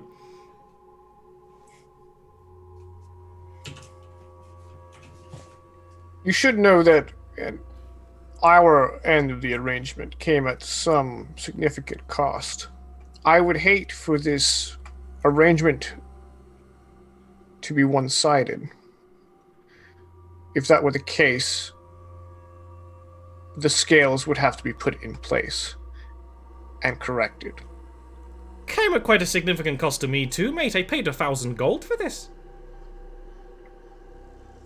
Trust me. I mean, you can trust me. The Mushroom Elves, well, they're a kind of flighty lot. I mean, they'll see you if they want to see you. So don't be surprised if you go there and you don't see anyone, and then you have to maybe like make a bat call or something. Maybe they'll hear that. You know, they're secretive. They don't really want to be known, and especially with well, I don't imagine you're going to be taking quite a light foot looking at you. So I wouldn't be surprised if they kind of hide. Excellent.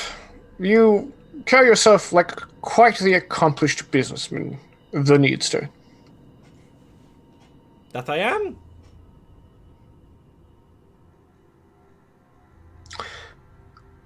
Have a good day. Drea, let's return to the group. Yep, you can head back down with the map. Drea's been quiet this whole time. I imagine because she's an NPC, sometimes she's just swapped out with a Muppet. A cardboard cutout. No, she's literally just the NPC party member who sometimes is just set to follow and doesn't like have like any dialogue. And then sometimes you're like, "What do you think, Drea?" And then it's like sworn to carry your it takes like a couple of minutes to load. Like, And every time I press A on her, she's like, not right now. yeah. Yeah. Well, the funny thing is like I've played DMPCs who are way more talkative. I mean, Billiam was a whole deal in the Monday campaign, but Drea just doesn't have any interest in saying things most of the time because she just doesn't care She's about. just facing the wall. It's definitely her. It's called Sits with the meditation, wall and- Zoe. You wouldn't understand. She's definitely a quiet soul. She's a quiet She soul. speak with scythe, not with lips. Yeah. But it is funny that basically has like her and Bogdan haven't like traded like more than 4 words, and like have no interest in trading more than 4 words. So back to the party with Unmap. Are you gonna follow? And I say that Needster really has an eye for business. I had to get one more in. Go ahead. I mean, if you hadn't just thrown that one in there, I was gonna say, so you saw eye to eye. What's the plan? Do you want to take the beetle there? Do you want to go on foot? It's not a long way. It'd be like an hour, maybe an hour and a half on foot, depending on how good you are at getting through such dense terrain. If we leave the beetle here, we can leave a shawl in it and like beep beep, and he'll be safe. Make sure to roll down a window. Put a shawl into the beetle's mouth. Yeah, like the boot, you like lift up a wing shell and you just like yeet the body in there and just slam it down. Don't say the body. He's alive.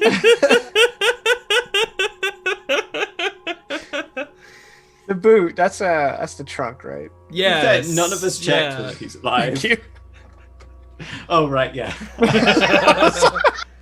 I'm like, I know that's a British thing, but I don't know what it means. Okay. No, I'm not going to tease you about that. Okay. It really confused me. I was like, wait, what? Oh right. Trunk. What is Neanderthal talking about? I think on foot probably is better for not being attacked as well.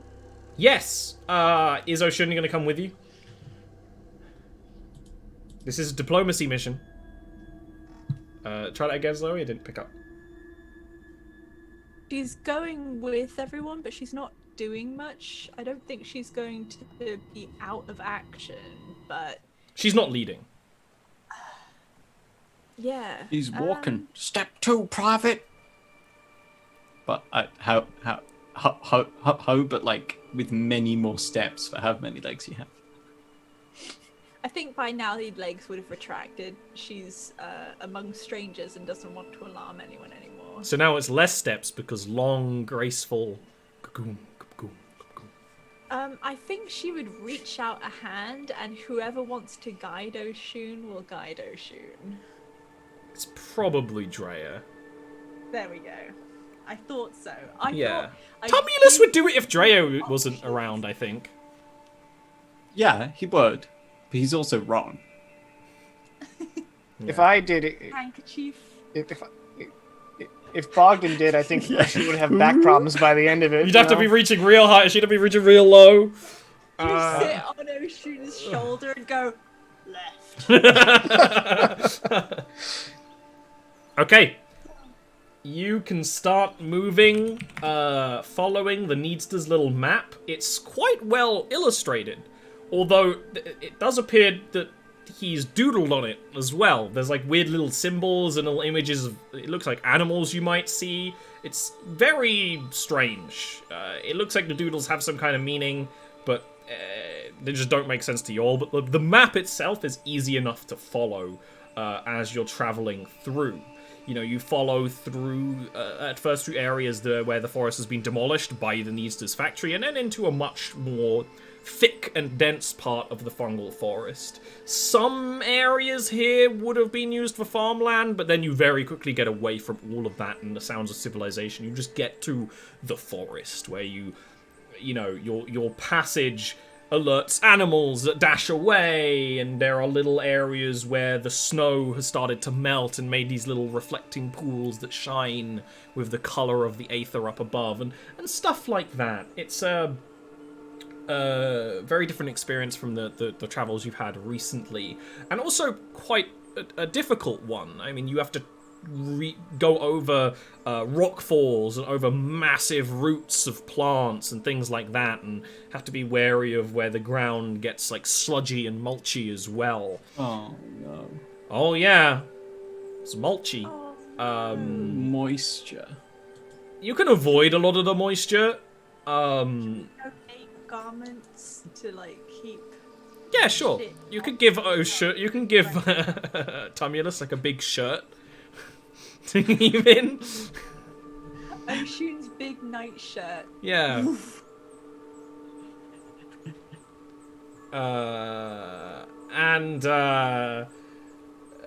Drea would be making sure that Ocean doesn't stumble into anything, which is a process. Quiet conversations in Elvish about this. Almost as if to hide any shame she might feel from needing such assistance. No, I think Oshun would like thank her and like say that I'm not used to feeling vulnerable in this way.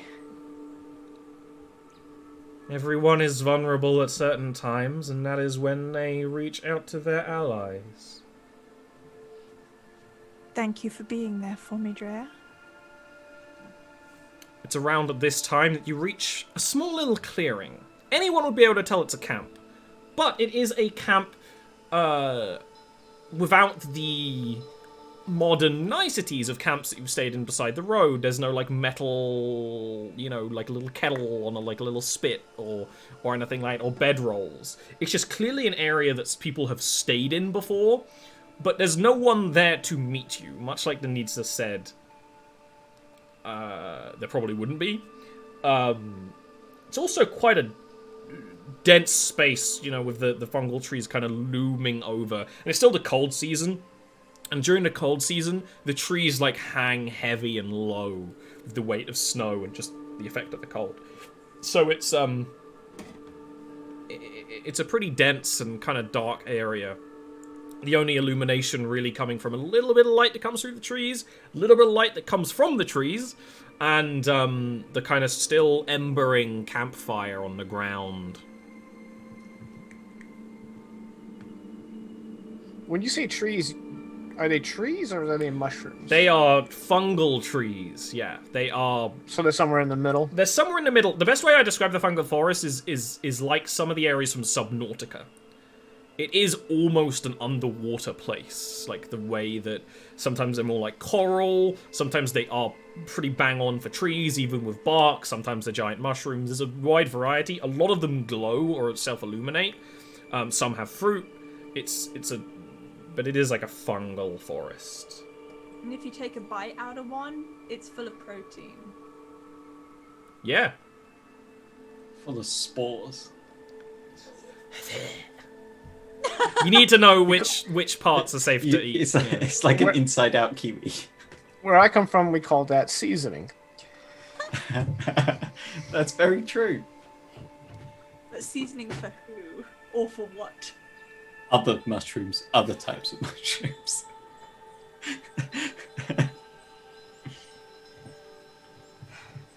Ian balances answers us.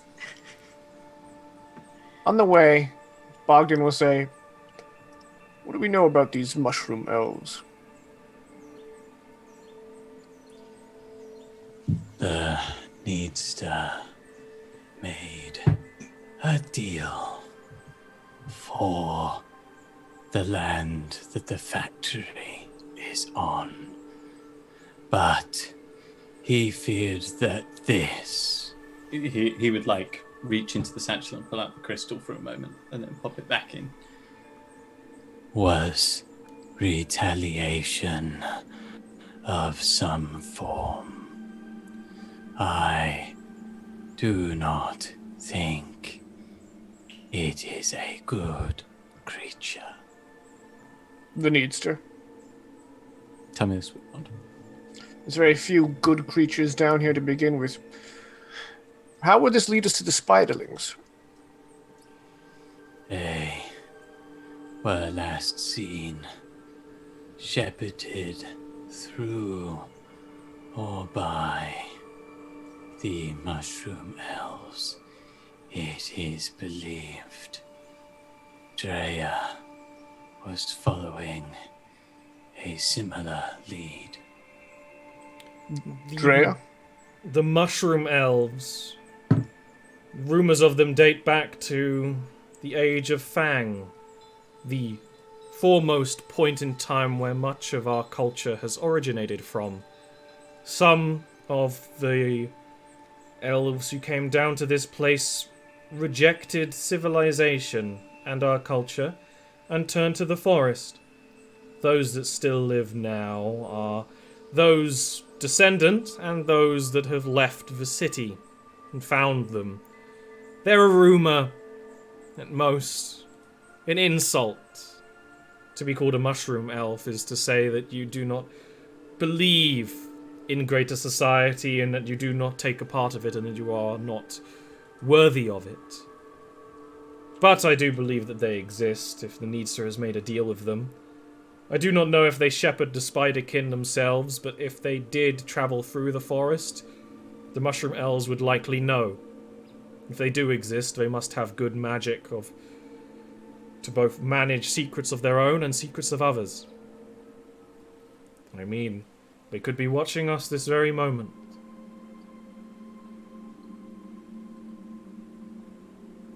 Ocean can't see anything. Bogdan will say, "I hate it when elves do that." Drea will have a bit of a smile at that comment. We should get their attention. This is the spot. Maybe we could build up the fire. It's a good idea. Do you want to start doing that, Mr. Flammable? More flammable than most? Tell me this well with due care, stir the embers, and then apply extra fuel. But not himself. Ah, yes, Tumulus kindling. That's how we lost Tumulus. He also sacrificed himself for the cause, but the cause was just a warm fire. It's like we're playing Valheim. There's no immediate reaction from the forest, although stirring the fire does, and making it, return to a blaze, orange light cascading on the bark of the trees nearby, and the hanging fungal elements and the filaments. It does scare away any wildlife that were in the area, and little bugs to kind of fly away, and creatures to kind of... You only know that they moved from the shaking of the trees and stuff, right?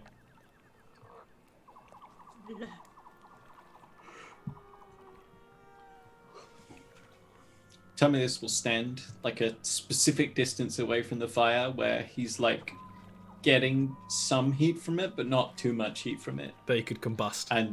And slowly rotate to like keep himself the nice dryness, but not dry himself out too much. Yeah, that's a good point. You could dry off from all the moisture in the air. and spill tea everywhere, and just wait. Do you need to fix that? So Drea will be the one who will kind of she'll let go of Ocean's hand, which she's been holding this whole time, and sat on the floor, staying in one place, just sort of like composed, but also like just sat. Drea will call out in Elvish, trying to use her best to speak in an older tongue of it as well. You of the forest, we come to you to find missing souls and mean you no harm. And she will, like, properly project as well. Are you not entertained? Are you not entertained? But she will take a chunk off of her armor, which is her mask, and she will fit it on. Seems to be more an etiquette thing. I mean, Ocean, you rarely see samurai without their mask. If they have one. Mask or helmet, depending. And it is kind of like this Oni sharp fang thing. I mean, you'll see it on her art. It's on her shoulder. And then there is a stirring from above. And from one of the, like, flat-topped mushrooms, you see this individual arise and stand. They are an elf of this place, with the same kind of skin tone and facial features and everything else of a usurper elf, but just a completely different garb. They're actually wearing clothes which are just sort of made out of raw, tanned fungal filaments and, like, threads and things. Some animal hide as well. They have a glaive, which is actually quite common usurper elf weapon, despite kind of the size and heft of it. But it's made of bone, and it's just kind of been, like, carved and shaped. And does have a wide-brimmed hat that kind of looks like it probably is made out of a dried-out husk of a mushroom, and complete with this kind of, like, spongy texture on the inside, and there's, like, things dangling from the edge of it. A bit like the Needster, but unlike the Needster, these are actually illuminated. One being, like, kind of like a small glass jar with, like, a small glowing light in it and things like that to kind of weigh it all down. It's all connected. It says, "G'day, mates." It's a little g'day, mate. You found the Underdark Australians. And he will stand there, and he will switch to Undercommon, and he'll cool down. I didn't know that we would be meeting here. Speak with what you wish to be heard. What you wish the Malinari to hear.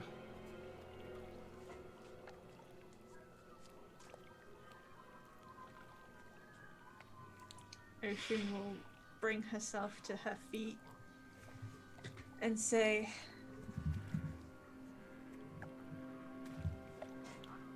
"Thank you for allowing us into your forest. There are 2 points of which we would like to bring to your attention.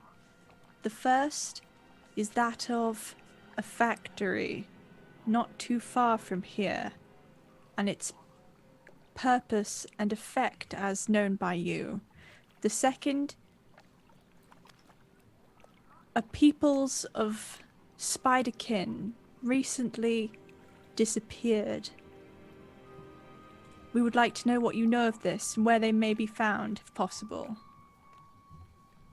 I am Oshun, Ascended Drider. I speak for the people. The guy up there, who you assume is Zhao, will kind of tut. An itemized request quite befitting of a city-bred elf. Very well. I will tell you what my kind know. The factory is an eyesore and damages the very environment we live within, but it will not outlive us. And the princess has a plan. But we allow its presence. we did make... We will do right by our word. But when you speak of the spiders who have gone missing, it is my duty granted by the princess to stay close to Narishiro, the eyesore of dark steel and hubris.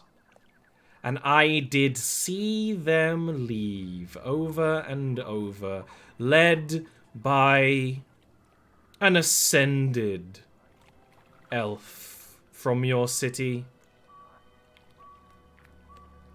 They travel. What was that? Would I know this sister?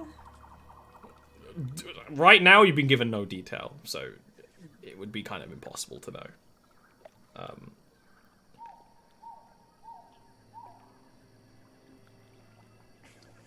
He takes a moment. He looks over all of you. You have a feeling that he's essentially making his own insight checks.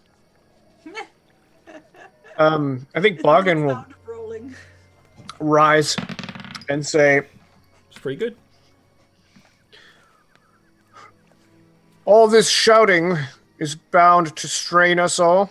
We have made the fire. Perhaps you can come, sit with us, and we can discuss this. You can give me a persuasion check. Tumulus would add, who thought city elves had more manners? He will jump down and land like nary a noise because he's still an elf. And he will point the glaive at Tumulus, but then pull it back. I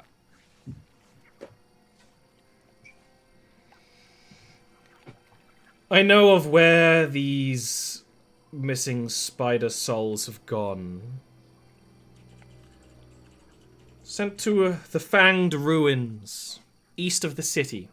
You would not find it on any maps made by your people. It's an ancient place. So, Tumulus chuckles to himself. That's just a reflex. He's actually dead. Don't worry about that. The corpse laughs sometimes. We have no desire to overstay whatever welcome we've been granted in your forest. It would expedite matters if we had a guide lead us to this ruin. He turns his head slightly and mutters very, very, very quietly in... give me another persuasion check. Okay. They can't all be good rolls. They can be. No, I believe. 14's okay. He's not 14's bad. okay. He doesn't agree to it, but he's not entirely against the idea. Ocean, did you have something to say to him? You're muted. You're too far away. Oh. I'm so sorry. Who is that? Just that I wanted to help with the roll. Oh, too late now. The results have already Stay gone right here. through. Perhaps the Fanged Ruins would be hard for those who live in the present to travel through and towards. I'm sure we could come to a mutual arrangement that benefits both parties. What would you have Bogdan that will- I would require? Bogdan will say, quieter to the group, are we just going to go past the whole thing about people in the present? We'll return to the past presently. Yeah, you deserve Damn it, Neil. Drea will just kind of shrug at the comment. I mean, to her, as a samurai, that doesn't even seem too strange. Tumulus has definitely got side eye going on. Like,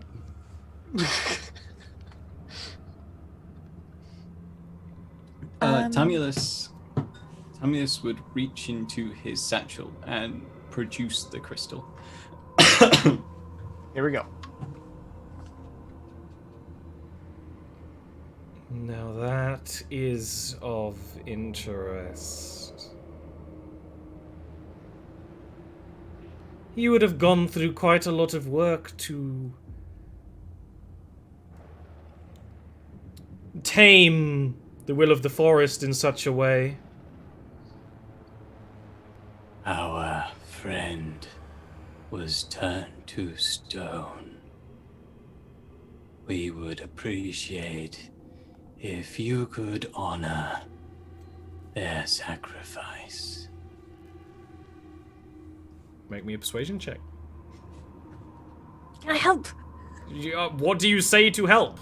Being there is not help enough. Oh, damn it. Pretty please. Yeah.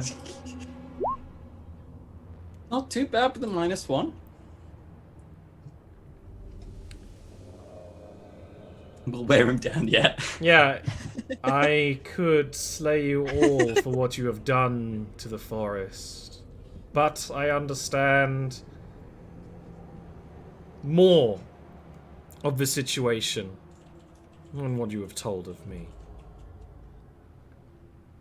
It would have taken severe will to materialize and crystallize the will of the forest in such a way. You have some respect for that, city dwellers. Some. What is it you wish? Baka. Yeah, he's just gonna be tsundere. Oh no. Why is it do you wish to follow with her who has led the spiders away? No one else from your home has done so. No one else has cared. What is different now? And the hour is so late. Ocean cares for every living thing, whether they should or not. He smiles with fondness. Aww. I'm just gonna push you a little. You hear something snap. Zhao will look at Ocean for a long while, trying to work her out.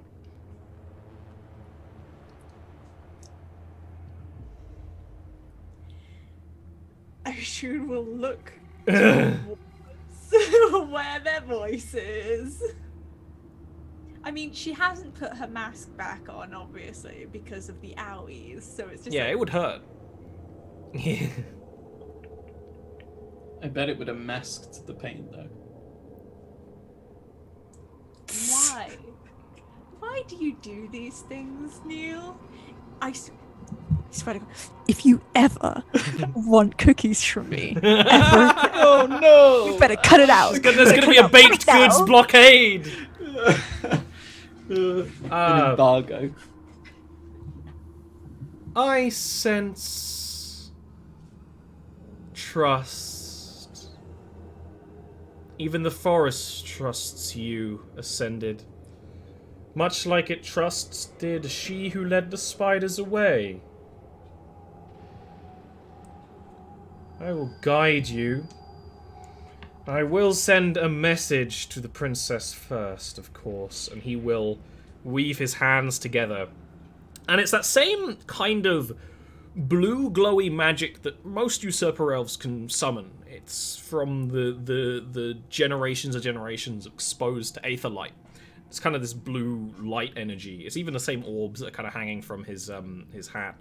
And it becomes a bird. It become a bat. He doesn't know what birds are. It becomes a small bat, and he will whisper to it in it's a bit Gandalf-y, where you even if you're very close and have good perception checks, it's just kind of obscured by the magic, and then he will send it off. You must understand that the princess's protection is also my duty, as the one of my kind who interacts with others. Much like the protection of her is the duty of yours, he says, motioning to Ocean. And Jaken, you're a plague. then he will motion. He'll motion with the glaive. A long journey is ahead of us. We are quite a ways from the Fanged Ruin. How might we address you? My name is Zhao. Oh, of course. I'm so sorry. That's just me. Yeah. I don't think he did introduce him. He We knew. didn't. The Needster told you his name. He didn't tell You you. were his being name. polite, yeah. Oh, okay. Ogden will say to our party, should Ashal recover, how will he be able to join us? I've got the wand in my hair. The wand Oh. would only work with the magic Wait, that did we just Varence was gonna steal do. You kinda. No, she. Bloody me. But that wand doesn't do anything. Lady Varence could interact with the wand. The wand doesn't do anything by itself. Much Ah. like in reality, I put things in my hair and I just lose left. them. No, you'd have to take the beetle if you wanted to keep Ashal with you. Okay, we keep a shawl. Yeah. Is there any chance we can do that just so that we have a Yeah. way for Ian to jump in? You can like whistle and you like hear like a stampede as the beetle just like Destroying. the Zhao forest. is definitely Rapid- not happy, but he has already agreed, and he will take a couple of jumps and stand on top of the palanquin, on like the front-facing like rim of it. Before he Naruto's up into the tree, How dare you. can I? I definitely know runs it's a like that. crime. What? Definitely. My humor crimes are too far. All right then. Oshun will ask. By any chance, would you be willing to describe this sister who led the Spiderkin through the forest? He will, like, you can ask this as he's jumping up, like you're all getting ready in the beetle, and he will sit on the edge of the rim, and he'll kind of think. I can't see you. She was obscured with shadowy magic. It made her hard to perceive. I felt her through the motions of the forest, not her physicality, but she was much like a Drider. Larger, however. Heavier. Without the gentle step of a spider. But forgive me for asking once again. Would it appear that she was reptilian of nature, or distinctly like that of an arachnid? Arachnid-like. I cannot say for certain. She moved as a spider would, just without the measure of grace that the other ascendants that you dump out of the city move with. Alright, I'm picking up some hostility.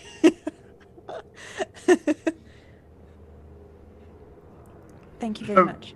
Decidedly insectoid, not an Hey. ophidian. Spiders aren't insects, alright? They're It's not arachnids. insectoid. That's racist! I cannot say for certain, and the lines can certainly be blurred.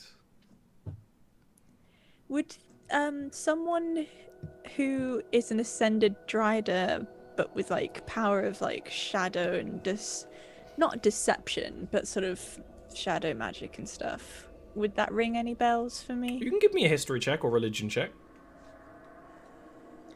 Let me see. Let's see what you know. At this point, Zhao will point forward and be like, if we must use this beast of burden, we will move quickly. And you can... Drea will take the lead and start leading in the direction. It's hard to say, because a lot of those priestesses who ascend are those who are willing to go the extra step in their research. Some research shadow magic, some research fiendish magic, Jesus. The magic to obscure yourself from sight and detection is actually not that rare among usurper elves who study magic. But what he just referred to is a practice you are intimately, all ability to word has gone. Intimately familiar with. There is a place, there is a valley to the north of Narashiro, where sometimes those who ascend do not ascend with grace. Sucks to be them. The process is traumatic. You remember from glimpses of your own pilgrimage and ascension that you see other worlds as you ascend and as your body transforms. It wasn't a bling and you physically snap and No break. Sailor Moon transformation. No Sailor Moon transformation. That's kind of how Tumulus enters rage. It's Kick there the leg are- above the head. a great many of respected priestesses who ascend, and there is something about their form or their mind that is too far broken to be accepted by the rest of the church, and they are ferried out of the city and abandoned in a valley. It probably happens to around 30-40% of people who ascend. Some people can, and that's what happened to you. It's a different thing. You are different, right? And so you are shunned, but you were different in a different way that's sort of understood and is kind. There are those who become to what the city deems broken, and they're shunned away. Some of those driders do still stay in the city as like bounty hunters, or when I mentioned that some have multiple eyes. That's a very early step on one of those things that it is accepted, although when driders fight, sometimes that form breaks even more. If they're badly damaged or need to use like powerful magic or something like that. So it could be one of them. It could be a drider that was banished. And it's not even banished in the same way that the Ronin were banished, where like they've done something, like Drea. You don't know what Drea did to get banished, but she must have done something. No, they're just banished for what they turned into. Not really. It's kind of not. It's against their will, right? I mean, they willingly ascended, but what they turned into is kind of random. Or is it? It's all part of fucking Ivris plan. Ivris design. Yeah. Well, exactly, right? You can... the journey starts, and Zhao will lead you through the fungal forest, quite a way. You go close to the city again, and then start traveling eastward. At first through some farmland, which Zhao is very unamused by. And then just wild space. This isn't the eastward-facing road that leads towards the Dwarven city. No, you're just going through 100% wild areas that may even be too dangerous and too rough for settlements or anything like that. I mean, Narashiro is where it is for a very particular reason, right? And this journey is going to take a couple of days. It's gonna... I think in that case, then Oshun will experiment with like lifting up the blind. I think at one point, the first day or so of like lifting up the bandages, it probably gives her a headache and she just puts it back down. But yeah, getting more and more used to... It's the brain and eye connection that's giving her headaches.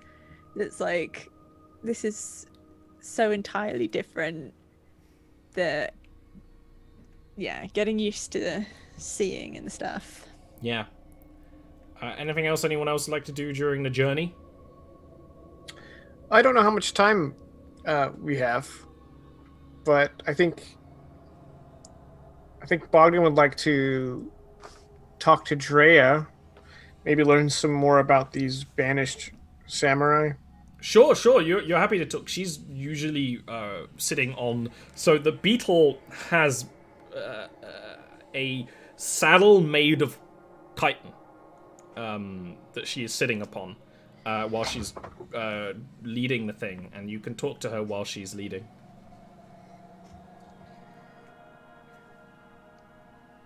Drea, I understand that you are an outcast among your people. I was... Yes, I am a Ronin.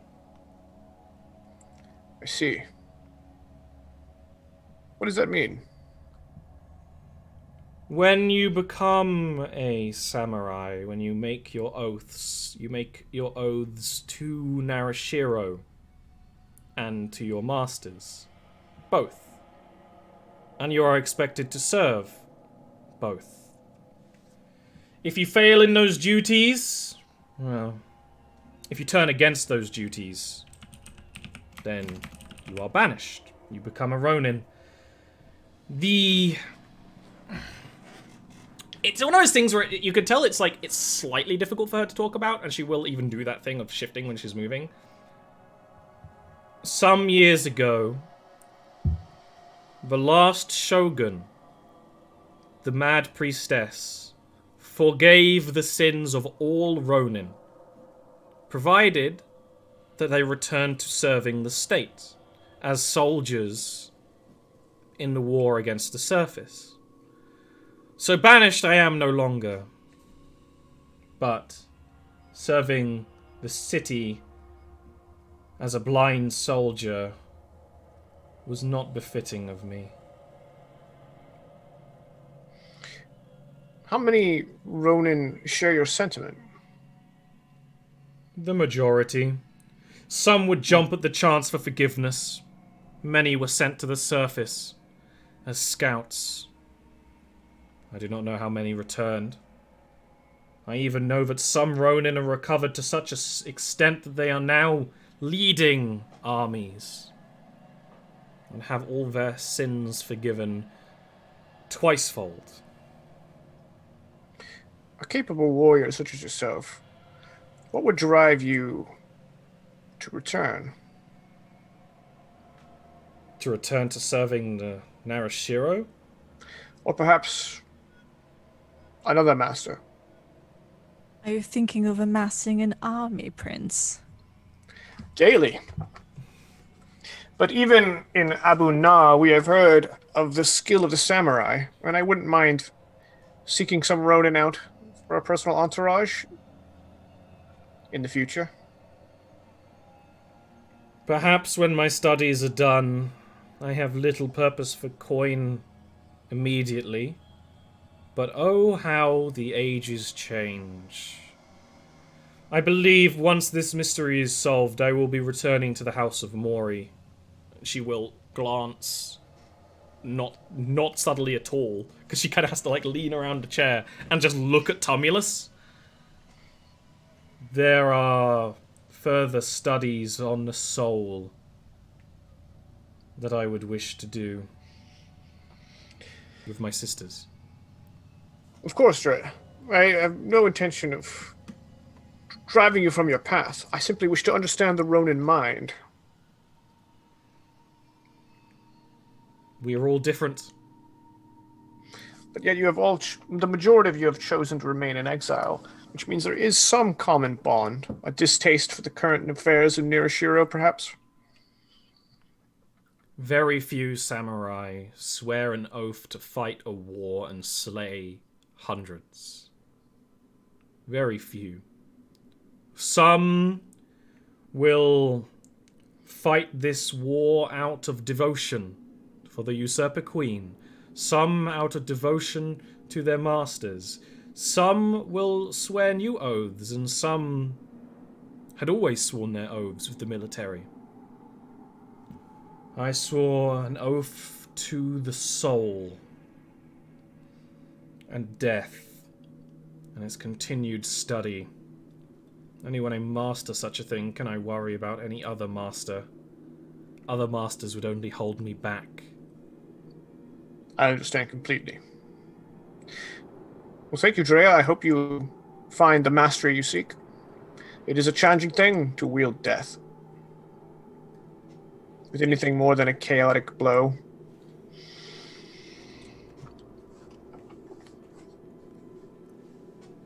She'll nod and just sort of get back to what she was doing. She briefly seems to kind of go a little glassy-eyed like she did before, but then quickly gets back to driving. Because you're driving through the forest. Right now you're like a Range Rover, like, just going through the forest. It's a very bumpy ride. You call it Rocky? Yeah. There's no escape. Oh. I wasn't expecting that one to come out. Well, now that Eshal is no longer petrified, I'm sure we will smooth things over. Uh-huh. It is... See, when I do it, nobody appreciates it. Ian just said that he appreciates it. If you told Well, a joke, God we bless didn't hear Ian. it. Ian has to appreciate it. They're engaged. It's the law. Ian chooses to appreciate it. It is after... Considering you're being led by someone who knows the forest well, it's probably around 10 days of travel. You get close to the location Azao is aware of. Why doesn't everyone give me perception checks? Occasionally we roll dice in this game called D&D. I got hiccups. Sounds made up, but you're in charge. Do I lose my +1 perception? Nope. I'm not gonna lie. I just roll better on dice with like no modifiers than it, or like minus modifiers than I do on ones with big pluses. Okay. So, it's Tumulus. When you're approaching this location, at first it just looks like another section of the fungal forest. But then you can see an area where it's slightly less dense, and you can see some dark stone structures that kind of rise slightly above the tree line, and they do kind of look like broken half circles and almost like claws. And they're very old, and they're coated with roots. And as you get closer, you can start to see... It looks like the top of a ruin. And you can tell that it goes deeper beneath the stone and the earth. The ruin has been here for such a long time that large areas of it are just stone again, right? Any, like, paved areas just return via erosion. But you can also see a huge amount of tents and the movement of people. And a little bit of smoke. All within this walled section of the ruins. This is you approaching the Fanged Ruins. It only appears that the unwalled on one side, where there are large sections of the wall that kind of stretch out and have been reclaimed by the roots of grasping and strangling plants. Tumulus would like stand up on the palanquin and like point and say, "The fangs." What do your elf eyes see? Getting in on the elf jokes, huh? The eye jokes, damn it! I said elves. Damn it! And then he would remark, There seem to be a great many people camping in the ruins. Something is going on.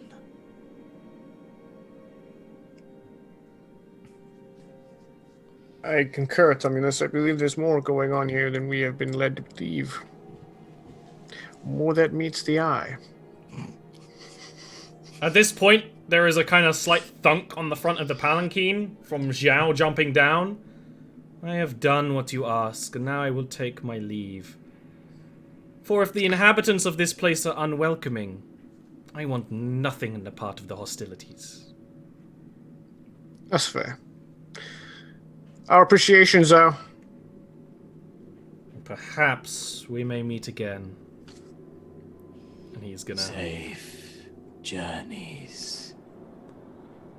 gonna hop off onto one of the trees nearby and peace out. Do you drive the beetle up close to the Fanged Ruins?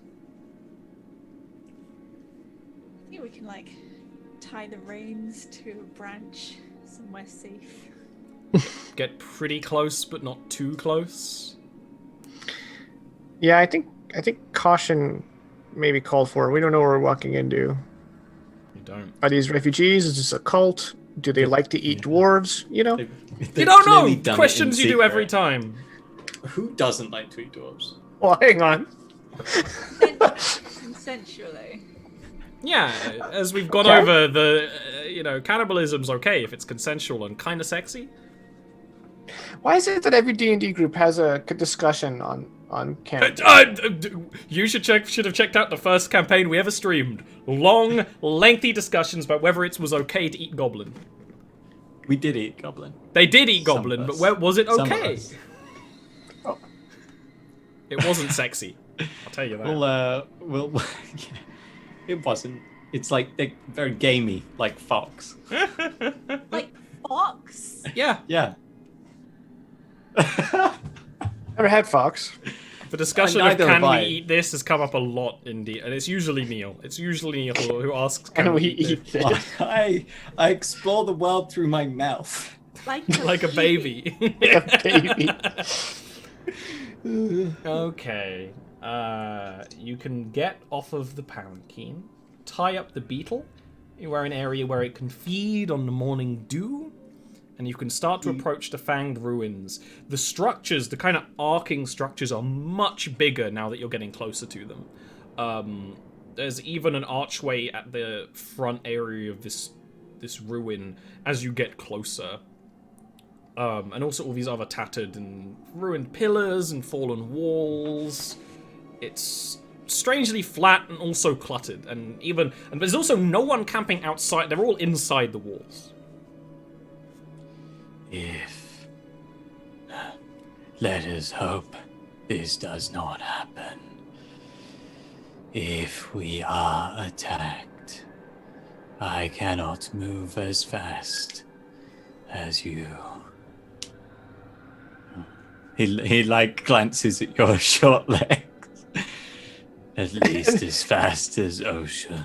Yeah, Bogdan kind of grabs his lower back. He's like, Ocean would just grab you both like footballs under each arm and just like. You can't see. Doosh.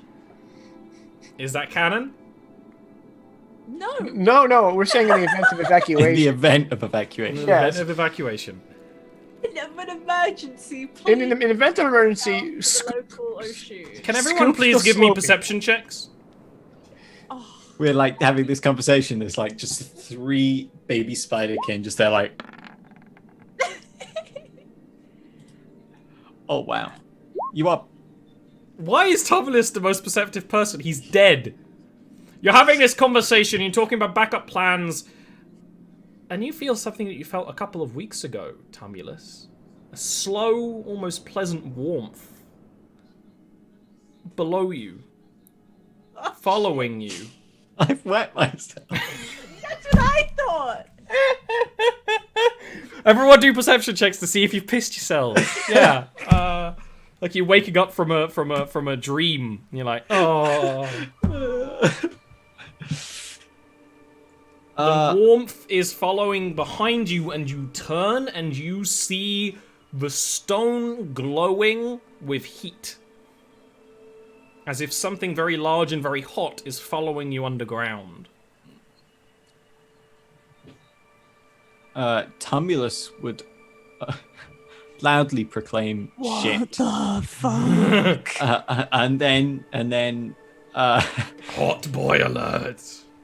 it all makes sense. This is why they're all inside the walls and no one's outside the walls. And he'd start, he'd like yell a warning and then start a loping run towards the walls. You're gonna run for the walls rather than fight the creature? Yeah, run for the Okay. We don't know what this is. Oshun's going to run and scoop them both up and douche. That will be an athletics check Gotta with be, put me down. disadvantage from Oshun. He's like, I am a Nobody's prince. crossing that wall. That's going to be an athletics check with disadvantage from Oshun. Oh, disadvantage. You're carrying two Yeah, people. This is where we're actually faster with the Come on. athletics check. Yeah, you would have been. 6, Oh boy. 6. Pretty bad. I will allow you to take a point of exhaustion to try again. I will not be carried by a pregnant woman to safety. You release me this instant. Oh, that's brutal. That's pretty So you have 1 point of exhaustion right now. funny. At least we're off the floor, so when this creature comes up, it'll eat Oshun's legs, and we'll go back to normal height and carry on running. Where's the? We did it. I don't know if there's a tracker for it on the sheet. There's not. I tend to put it in other resource. I don't think there's even a tracker for this on the sheet in the book. Okay. You start running, Oshun. You pluck up the two because that's what you mentioned you might do before. And then you gotta realize you're running with a pregnant belly carrying two people. And you were not really much of a runner in the first place. So like the spider legs come out to try and like compensate, and it's worse. It's worse. You're like a Trying to drunk toddler. coordinate. It's like Bambi on ice, but like 8. Oh, That's man. when Tumulus, who may be being picked up sideways, can see behind the party the glowing get higher and higher, and then the metal and stone start to bubble, and a creature rears out of the stone. A long, almost centipede-like creature with these crystals of flame upon its back. That's a Pokemon. Kind of Pokemon-y. That has scars. from Almost these. centipede-like, almost dragon-like in some other ways, with these large armored segments and large armored mandibles, and it will then start chasing after. It's gonna go and make a bite at Oshun, carrying everyone. Oshun, what is your Ocean's armor class not right having now? a great day. Oshun's having a. She's still got the bandage on the upper eyes because she doesn't want to like expose them right now. So she's just got these 2 eyes. You don't want to She expose can't yourself. wear her mask because it rests on her like forehead. So she's like bedraggled, all over the place, headachy. Hey guys, thanks for streaming to play. Guys, Is your armor class 9? No. The creature misses. It reaches and snaps. There is this aura of hot air in front of it. it's like fighting a way of the drunken fist monk. It's like, very hard to track, Oshun. Please give me now. At this point, you could drop these two as they are not. It's not working. Or you could keep carrying them and make the check with disadvantage again.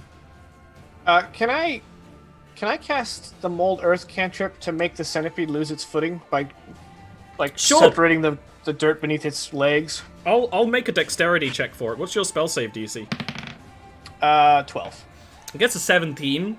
It's like Oh, like okay. a I tried. pillar of stone, and it's like It's like Yeah. really adopted the earth. it is. It has been molded by it its whole life. I was born in the What do earth. you want to do? Do you want to turn and fight it? Do you want to keep running with Oshun carrying? Do you want Oshun to drop the babies and everyone can make their own separate checks? I definitely don't want the middle option. Can like I drop one of them and like Yeah, still carry Tumulus? sure. You could drop you could Drop one of them and still carry Tumulus. as a large-sized creature. I will allow you to basically not suffer for carrying one person. So yeah, you'll have to make a neutral roll. Can I sling Prince Bogdan towards. I assume that Freya is on her horse. She doesn't have a horse. She's just running. She just run like the Terminator. She is Naruto running. Do, do, do, do. Oh, For some reason, I thought she was talking to Cumulus from on. Because then She was right. She was driving the beetle, your beetle. You can't drive because you took your eyes out. Yes. Okay. Yeah. You shouldn't drive after eye surgery. I huck Bogdan towards Drea. Okay, Bogdan, make an athletics check. Ocean, make an athletics check. That feeling where your friend gets free from the sinking ship, but you don't. What if she's not having a great time? Okay. Well done, Jankin. You land like a cat. There is going to be another bite from the centipede. I'm gonna have to open my box of dice. What flavor is that one? Oh, I have lots of flavors. This is straw.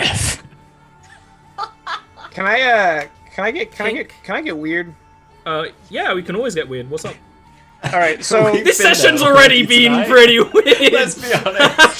so Oshun kind of football throws me. Yeah. Oh, sorry, American football throws me Thank you. towards Thank you. the samurai. Because one of them is you kicking you. Right. And so with my poleaxe, can I just hook the centipede and then not be thrown too far and just stay there to fight? Yeah. You can turn to fight. In which case, the centipede is gonna bite you instead. Okay. When I land, can I cast a spell? Yes. Yeah. What would you like to do? I would love like that. to cast. I would like to cast Earth Cast Tremor. it mid, like, cartwheel. Yeah. Is this Yeah. the You one- could. No, it's like he's superhero. No, I gotta lands as land. he's like, Yeah. With my pole, Yeah, I love poleaxe it. into the It's ground. perfect. Yeah. Is this the button to cast it? It Yes. is. I did it. Dexterity saving throw. It's going to actually fail this time, and it's close. It's Okay, like well, that's on the line. The Earth Tremor is more of an area effect, so it doesn't do a whole lot of damage. But what I'm trying to go for with this is, well, I did 5 Yeah, it's good bludgeoning. damage. But if the ground is loose earth or stone, it becomes difficult terrain until cleared in a 10-foot radius around. Yeah. Which So will I just, slow like- down the creature. Yeah, exactly. I'm stalling it so that if Oshun wishes to continue her flight, she can't escape. Ocean, do you want to keep running? Because you have that 20 athletics. It's basically saved. You can run to join them whenever you want, Bogdan. So, to the wall then? Are we committed to retreat, or are we going to stand and deliver? I'm down for Not either. fighting this thing. I think the I'm down party for mum it. says run away. We have one boy that is literally kindling. Yeah, but this thing's not a fire setup, is it? It is okay. Okay. Yeah. Okay. So now that I've kind of caused, because is it still like partially in the ground, or is it completely exposed here? Kind of a little bit in the ground, yeah. So that's going to trip it up like even more when dolphining. yeah, it kind of would be dolphining. So like the earth turning all rough and jagged will definitely like give it noise. kind of purchase, and it'll like rear back and screech as well. Yeah. So if I've given it pause, I get my stubby legs going, and Okay. I haul butt after them. And the lot of you can get to the wall, to the archway, head through it, and that's when you see the creature kind of rears up, and then tunnel back into the ground. Good shout, Tumulus. Good shout. We probably should have killed it to help these poor people out. If we want them to leave, we're going to have to kill it anyway. Oh, well. That's a problem. That's a problem for future dummies. That's a problem for next week, because that's where we end that session. No. You need, well, next time, maybe you'll have a party sorcerer, so if you encounter And that's fire when- centipede, you'll have an easier time. That's when you look around and you see there's no Drea. Jaya was just, like, in the mouth of a centipede, like, Ah. I did all I could. Unnatural. She makes that sound from that kid from Bob's Burgers. Yeah, she's a little Tina. So we are done this week. We will return next week for the thrilling next events. Season. The thrilling more. For thrilling more.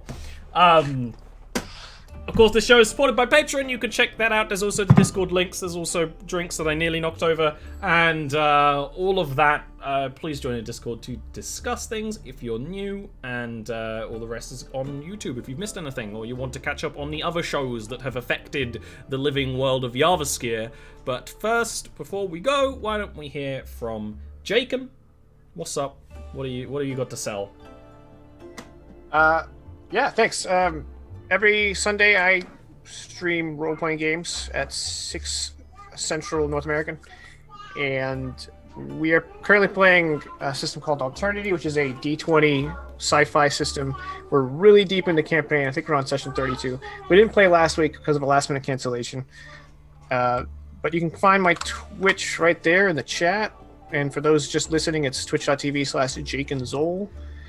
And yeah, so we try to stream every Sunday, emergencies notwithstanding. You know how it is. Yeah. So if you want to catch that, yeah. Okay. Next is Neil. Good baddie, old Fresh. pal. The sci-fi itch.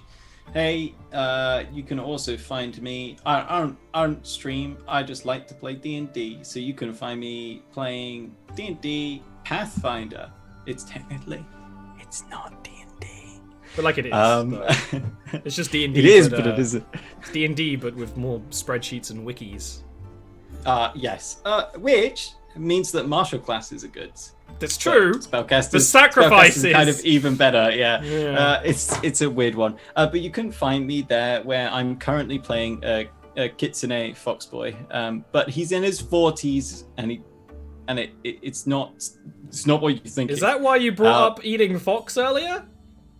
No, stop it. I'm just saying, you brought it up. We're currently in the astral plane, which is very different, real different. Yeah, real weird. there's nothing like that in Jarviskjir shows. Completely different kind of. And so it presents its own funky challenges and its own funky fun. We're getting real near to the end of that campaign, actually. The end is in sight, much like it nearly was for Ocean when trying to run. Well, her sight is at an end. You set that one up. You wanted it. Speaking of Ocean, dear Zoe, what's up? Why do I spend time with any of you? Well, I pay you. Because we're punderful. Yeah, you're pretty great. It's why I send you boxes of things to make you fat. Nondescript edibles. Nondescript edibles. It's just cornbread and cookies and things. Yeah, but if you did add some weed to them, that would be great. Where am I gonna get weed? I'm a librarian. Wait, I should research it in that case. You just pop to the library. Oh, just take out this. I will say, back at university, I'm pretty sure the library was one of the places where it was pretty easy to get weed if you wanted to back in my uni. That's fair. But then my uni was also known for the horrendous amount of weed. Just everywhere. There's this person who periodically smokes weed in our building, and it drives me crazy because I'm I don't want to smell it, but also I'm not going to report them because I'm not going to take anyone's stress medication away during the pandemic. I just don't want to smell it. Yeah, I had that Anyway, Ian is on the Monday stream, which is a lot of fun. I skulk, I lurk, and sometimes I take part when you least expect it. So, the Monday stream is a good time. Pirates, if I understand correctly. Well, I mean, legally they're not pirates. I think you'll find we're archaeologists now. Yeah, they're about to be archaeologists. If it's that easy to become an archaeologist, then I'm a fucking archaeologist. You can be an archaeologist if you want to. I'll support you. Aww. I mean, there are some streamers becoming archaeologists recently, so that's a whole thing. I'll have to send you that. What? It's pretty funny. Archaeology live on stream with 40,000 viewers the other day. Is it archaeologists becoming streamers? Or... No, it was Germa. You know what? Free education. Yeah, it was educational. It was cool. It was actually really cool. He cracked open geodes and stuff. Decolonize. That was That's my Ominous shout. voice. Those two in my ears. The message has to be in your ears. But that's that. Yeah, there's a show on Patreon on Mondays for those who support with $5 or more a month. That's a massive deal because it means this show continues. Also on Fridays at 11 p.m. GMT is Fable Scraps Doom Lore, a Warhammer 40k story. The Warhammer 40k Dark Heresy game IDM. Whole homebrew chunk of the world, whole bunch of interesting people. If you like skulls, it's the show for you. More skulls than you and your grandma can handle. That's that. We'll see you next week with the thrilling more. Goodbye.